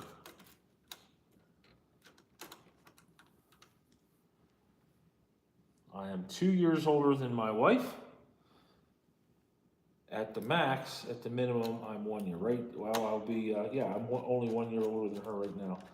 But when my birthday comes around in the beginning of the year, I will once again be 2 years older than her. My son is 20, and my daughter, is 22. And actually, if you guys are fans of the channel here, and you've watched some of the other material, you'll know that KJ's girlfriend's name is Harley. And Harley will be turning 20 on Sunday. So we'll have to make sure to wish Harley a happy birthday on Sunday from the Mongo's Garage Crew. All right, so that's that. LCJ Farms, what am I working on? I'm working on the power panel, the accessory power panel for my 1985 Ford Bronco. I still got a 1981 F350, 351 5-speed, two-wheel drive dump truck I use on the property. It has been off-road since 2006. So the 351 modified, is that a modified or a Windsor in that thing, Chevy? Two-wheel drive dump truck. So it's going to have the 4-speed transmission, the new processor, the Borg Warner. Really low geared transmission. Oh, shnikes.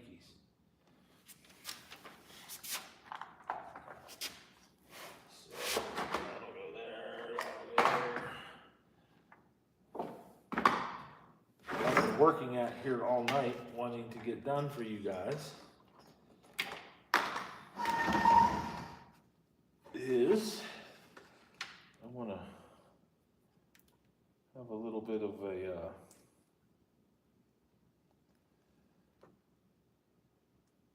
show you what's happening here, how this thing operates, what all goes on.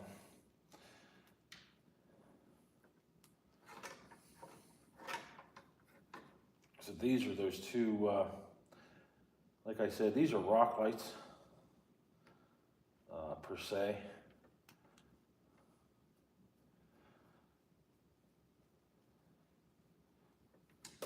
So I have got them wired up as interior lighting.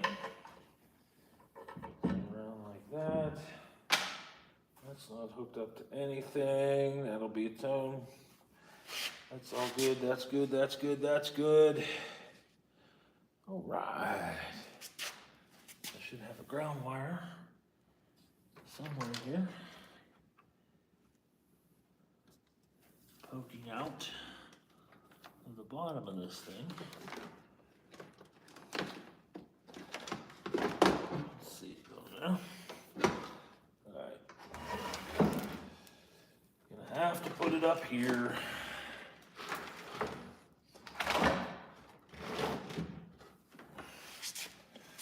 And probably turn it around.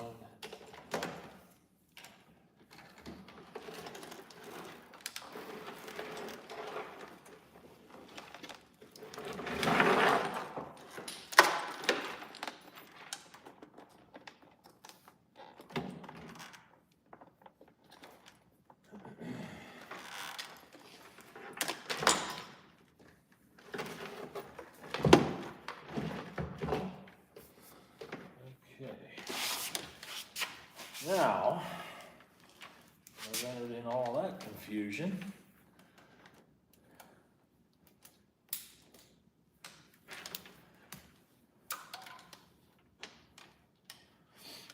Where down we go. Over there.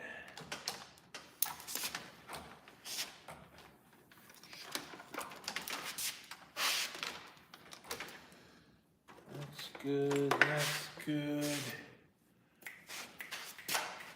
I wonder where the rest of them are.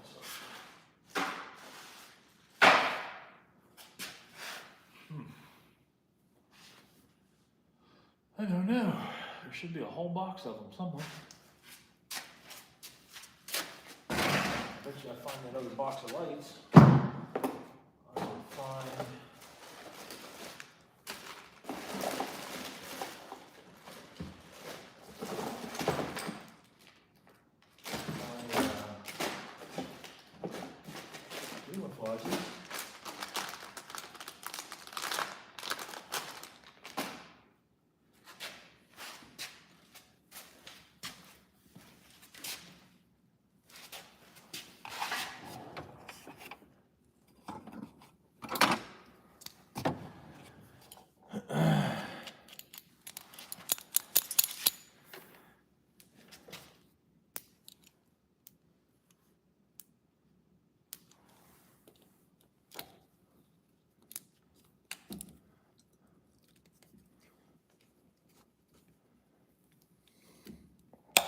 Okay.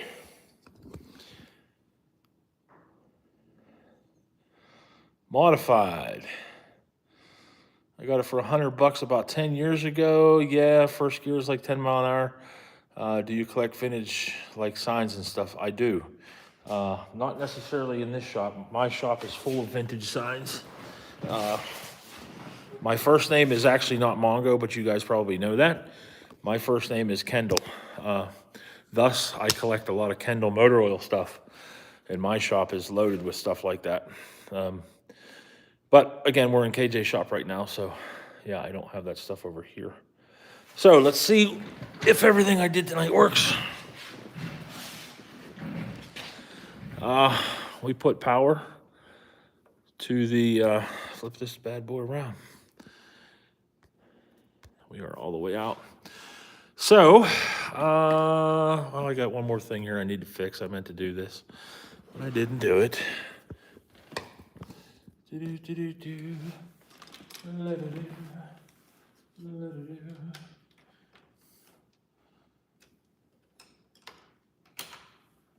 then, again, temporary. This is all temporary.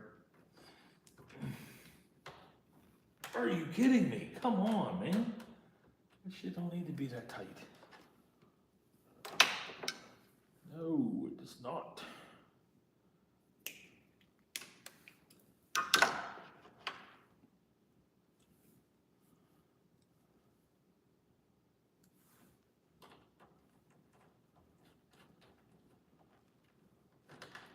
That's all it needs to be right there, like that. I do have 15 vintage signs in my room. Nice. Are the shops on the same property? They are 100% on the same property. My shop is through these doors, 60 feet. But like I said, what we decided to do this winter is to bring all of my stuff over here into KJ's shop, into my son's shop. This is all my stuff. My toolbox, more of my junk, my little box, and my Bronco. We brought all of that over here into Kenny's shop because heating two shops just doesn't make sense. And he had internet put over here so I can do these lives really well. You guys have probably noticed that the lives that I have don't drop out. Usually everything's pretty good. The picture should be crystal clear because I'm the only one on the internet, his devoted internet here in the shop. So, back to what we were doing.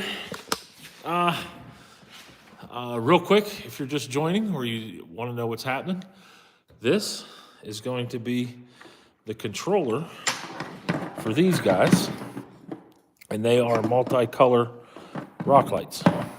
Those guys up there actually is what they are. So, that's what this is. This is an aux beam controller. This is a solid state relay box. It is controlled by these switches. This is going to be interior lighting. And all of my interior lighting, all of my interior accent lighting is going to be red LEDs. Red because it does not dilate your pupils at dark. These over here are going to be white LED lights, and actually it's these guys right here on the side of the center console. This is the center console for above the center. It mounts in the center of the truck overhead. It's an overhead console. This is a President McKinley radio. That is pretty cool. Yeah, heating gets expensive, my buddy. Has a 60 by 80, a big waste oil burner for it. It keeps it warm, but it's a lot invested. Yes, heating is definitely a big cost for us through the winter. And then, of course, here we have the just a regular old fuse box, fuse block. It does have a bunch of grounds up top. These are the grounds here. This is the hot down here. And I think that's a 12. 1, 2, 3, 4, 5. Yeah, that's a 12 circuit fuse block. Everything accessory will be coming off of this fuse block. The McKinley, all the lighting, of course. The lighting is coming off of this guy. The radio, any audio that I have will be coming out of here. Any other lighting, anything will be coming out of this box. And then, of course, we have a 500 watt Pioneer sub, and this sub is for the door speakers. And it is powered and hooked up right now. I'm not so sure how, this is 125 or 120 amp fuse, and that is a 60 amp circuit breaker for the aux beam controller, and you can watch it turn on when I turn that circuit breaker back on. So what I have wired up right now are 3 circuits. One for the exterior or interior LED lights. I believe those are on that switch. And as you can see, they work marvelously. Yep, turn that back the right way. All 3 are lit. And you can see which light is lit here. It's that one. On, off, on, off. So then the other 3 lights down there are this switch. And you can see that they turn right on. On, off, on, off. And we're going to turn those on. So we have the multicolor exterior rock lights, the red interior mood lights, which this thing will have those all over the place. And then the only other thing I added tonight, of course, we did the power for the amplifier, but I don't have anything other than the power. I don't have all that stuff hooked up. What we will before we're done here, the only other thing I hooked up tonight was power for these, and that all comes out of this box, this over here, which I think, there you go, is that one. And those will be the exterior lights, or interior lights. There's 2 up there, and then there'll be 4 of those on the floor. So that's, the other thing I really like about this is this one button now. You see everything's on. That's why I'm trying to get back here. One button will shut everything off and then turn it back on again. Pretty neat. Once it's on, I can shut everything off individually. Yeah, so I do like that aux beam controller so far. Seems to be working good. So you watch Welder Up YouTube. I have watched Welder Up, yes sir, I sure have. I can't say I'm a big fan. I'm a fan, don't get me wrong, but I'm not like an uber fan. I haven't super followed him, but I do watch his stuff. So yeah, this is what we got done tonight. What we're gonna end up doing now, I have to run. I've got to find that molded wire, the black and red that are molded together that I bought, because I need to start running all of my 12 volts, and I need to start cleaning this stuff up. Oh, one more thing I forgot to tell you about. Well, you guys have probably seen it at this point by now, though. Is this little guy? Just a little power point for plugging in your phone, so I can charge 2 phones or just 2 regular USBs off of that.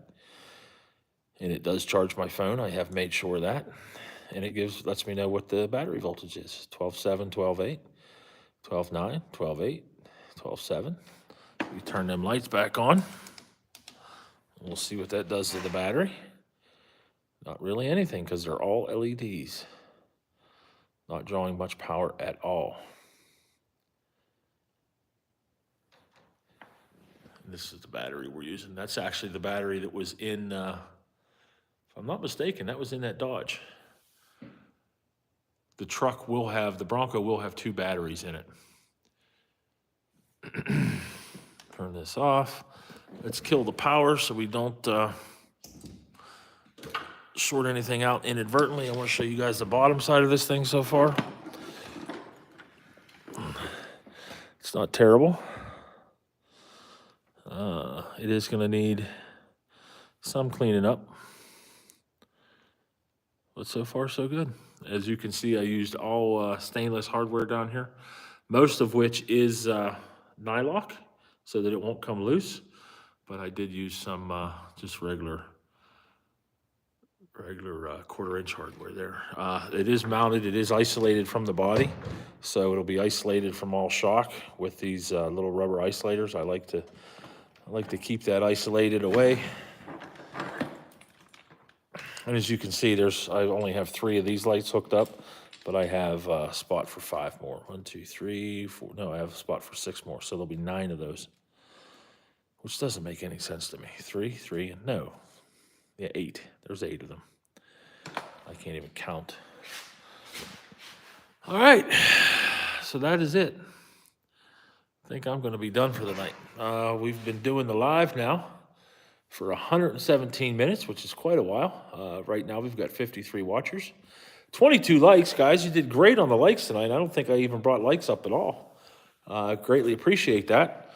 The other thing that if you haven't yet and you'd like to continue watching and sticking out with us, because a lot of these guys keep coming back every night. I don't know why. I'm greatly appreciative of it, for sure.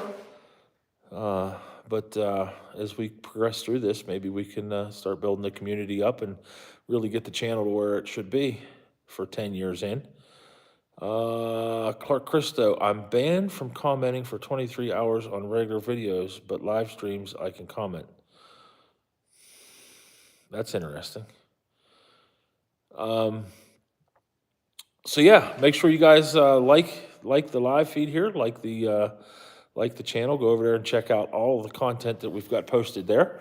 And the other thing, give us a subscription.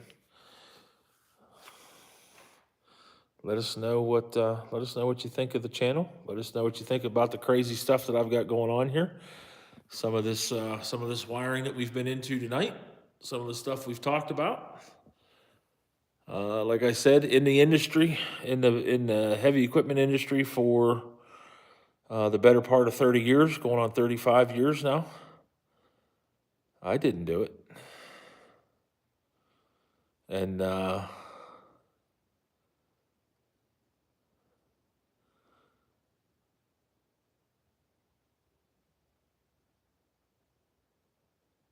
what color? I don't know yet. I have a bunch of tan. I bought flat dark earth for it because back in the day, remember what I said? We were going to do the BOV theme, the bug out vehicle theme. I have all the paint to do that. It's a 2-part epoxy, not epoxy, I'm sorry. It's a 2-part urethane. But I didn't buy a shiny clear. I bought a matte clear for it. So it's probably going to end up, I think I'm going to still go that route. The one thing that I've done a lot of, not a lot of, but I just started doing some homework on here recently was Cerakote because I want to emulate an XLS blackout package. So it's a very rare package back in the day, the XLS. I don't even think you could get XLS into 86. But what the XLS was is it had special stripes down the side of the Bronco, and then back here, it actually said XLS. I don't think you could get an XLS Bronco. You could get an XLS pickup, but not a Bronco. And then the blackout package, of course, all of the chrome on the machine. There is no chrome on the truck.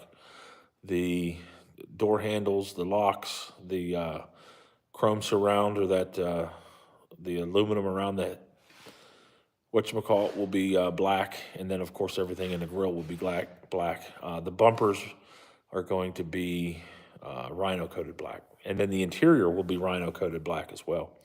My daily driver is a company truck. It's a 2023 F250. 4-door, 8-foot bed, 4-wheel drive, of course, because you can't buy a 23 and 2-wheel drive. They're all 4-wheel drives. I love that truck. Gets me about 13.6 miles per gallon.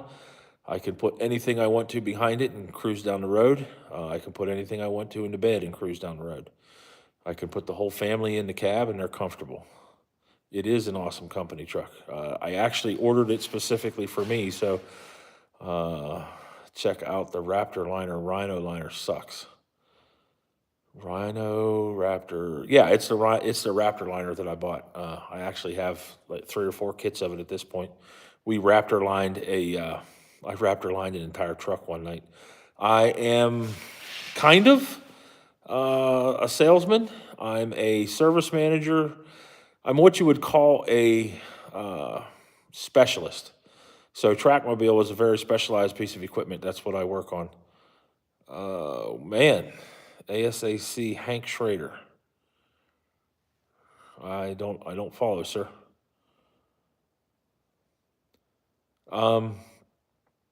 But I do a lot for, I do everything and anything there is that needs to be done to support the Trackmobile brand at H&K Equipment in Taylor Northeast. Uh, so my territory covers the 5 boroughs of New York. So that's New York, Long Island, and New York City, all of New Jersey, all of Pennsylvania, all of Maryland, all of Delaware, all of West Virginia, and all of the counties in Ohio that touch the Ohio River. So it's a very large territory. My company truck, like I said, is a 23, so I've had it for in April of next year, it'll be 2 years. It's got 70,000 miles on it already. I get out and about. You got to drive through NYC. Not a lot. I have really good guys out that way. My salesman that covers that territory, they're very capable, and they handle the territory very well. Very rarely do I actually get the opportunity to go out. I was out there about 3 weeks ago. We did a demo in Kearney, New Jersey, up just out. You could actually see Manhattan from where we were. It was a garbage transload. They were putting garbage, municipal garbage, on train cars, hauling it out here close to me. Is the funny thing, but it's a customer that we've been dealing with for a very, very long time. Somebody said something about I'm building a 78 and 79 Bronco. That's awesome, dude. Second gen Broncos. I am building a third gen. The second gens are cool. I've always been a fan of the dent sides, but I've never had one on the road. My first Bronco actually was an 81 306 4-speed. That's why this truck is a 306 4-speed, because I was trying to emulate that first one that I had. That sounds like a decent job. Hopefully you enjoy it. I do enjoy it. On occasion, I end up having to do, the only thing I don't like is the 24-hour call. I do carry a phone with me 24 hours a day. And actually, it's somewhere around here. I think it's up on the toolbox. It's up there, my work phone. So I'm never far from my work phone. And one night on a live, you guys actually got to hear me troubleshooting through a problem. Worked for myself, heavy equipment repair tech, for 25 years. That's awesome, brother. I had an opportunity to go out on my own, but I guess I was scared. I never did it. I was comfortable where I was. And then the company that I was working for ended up selling out from under me. It's selling out from underneath all of us. And we shifted companies from one to another. It is what it is. What are you going to do, right? 24 likes. Go ahead and smash that like button, everybody. If you enjoy the conversation, you enjoy what we did tonight with wiring this panel up. And then tomorrow, like I said, I got to put a floor in one of the bedrooms in my house. Got to do some stuff there. I got to make a car wash video. I got some stuff going on there that you guys will be able to check out over on long form video. I'm not going to do a live for that one. Both of mine are 4-speed. 79 is a 7.3 stroke, and it's a 351 modified. I was a Volvo heavy service. Nice. I am the Trackmobile service manager and specialist. But I was also, in another life, I was a heister trainer. I was actually one of about 70 heister guys in the country that was certified platinum. And then they made me a trainer at the dealership that I was at. So I was actually the trainer for about 3 years. I had a really bad accident about 8 years ago.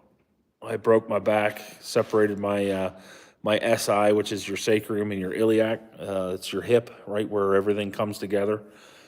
It's the biggest joint on the human body. It's the strongest joint, they say, and it's what allows you to walk normally.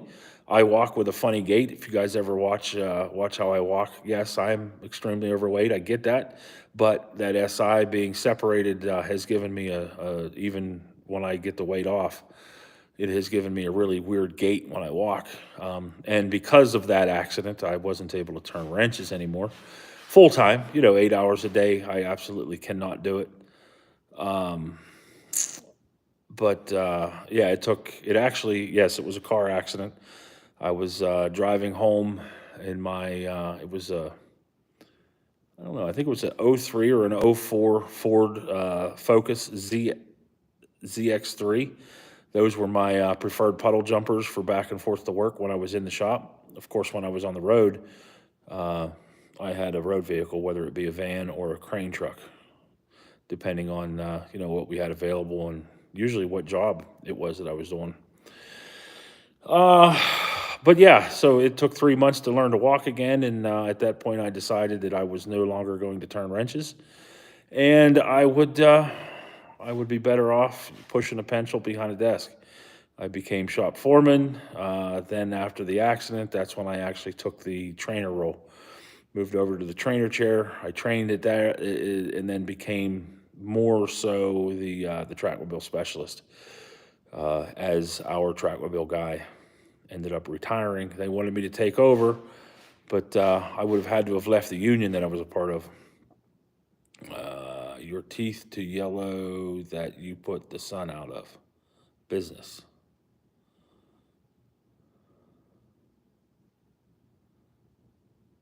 Sure. I don't know what that means, Gressa. So yeah, it's been a long road, but lots of learning along the way, and that's what part of the reason why I'm here with you guys is I like sharing that stuff. I like trying to help out where I can, you know what I mean? And if you guys have any questions or you want to talk about any of that stuff at any point, we can bring it up. I'm not afraid to share. I'm not afraid to try and share with you guys what I know, and hopefully it helps out. But for the time being, I think that is going to be it. I greatly appreciate everybody for hanging out with us here. It's been quite a night. Got quite a bit of this little bit of wiring done here, and I'm happy that we did. So again, tomorrow I'll probably do a live at some point, I'm sure, but I do have to get a long form video done for one of my supporters there. Bye, Loftus. Thank you so much for joining me tonight, brother. As well as everybody else, Chevy 5-Speed, anybody else that's still out there with us from the regular group, from the regulars. I know we've lost a couple of them because we kind of just went on and on and on. Sean, I don't know if you're still with us or not, but if you are, thanks for hanging out. Thanks for helping out. All right, guys, the old Mongo man is out again. Check out the channel if you want to see all the other stuff that we have out there. Lots of content, lots of interesting videos, not only of bull noses, of old Chevy pickups, of old Chevy cars, all kinds of stuff. But for the time being, that is it. Thanks so much. Hope everybody has a great weekend and enjoy your Friday night. The old Mongo man is out.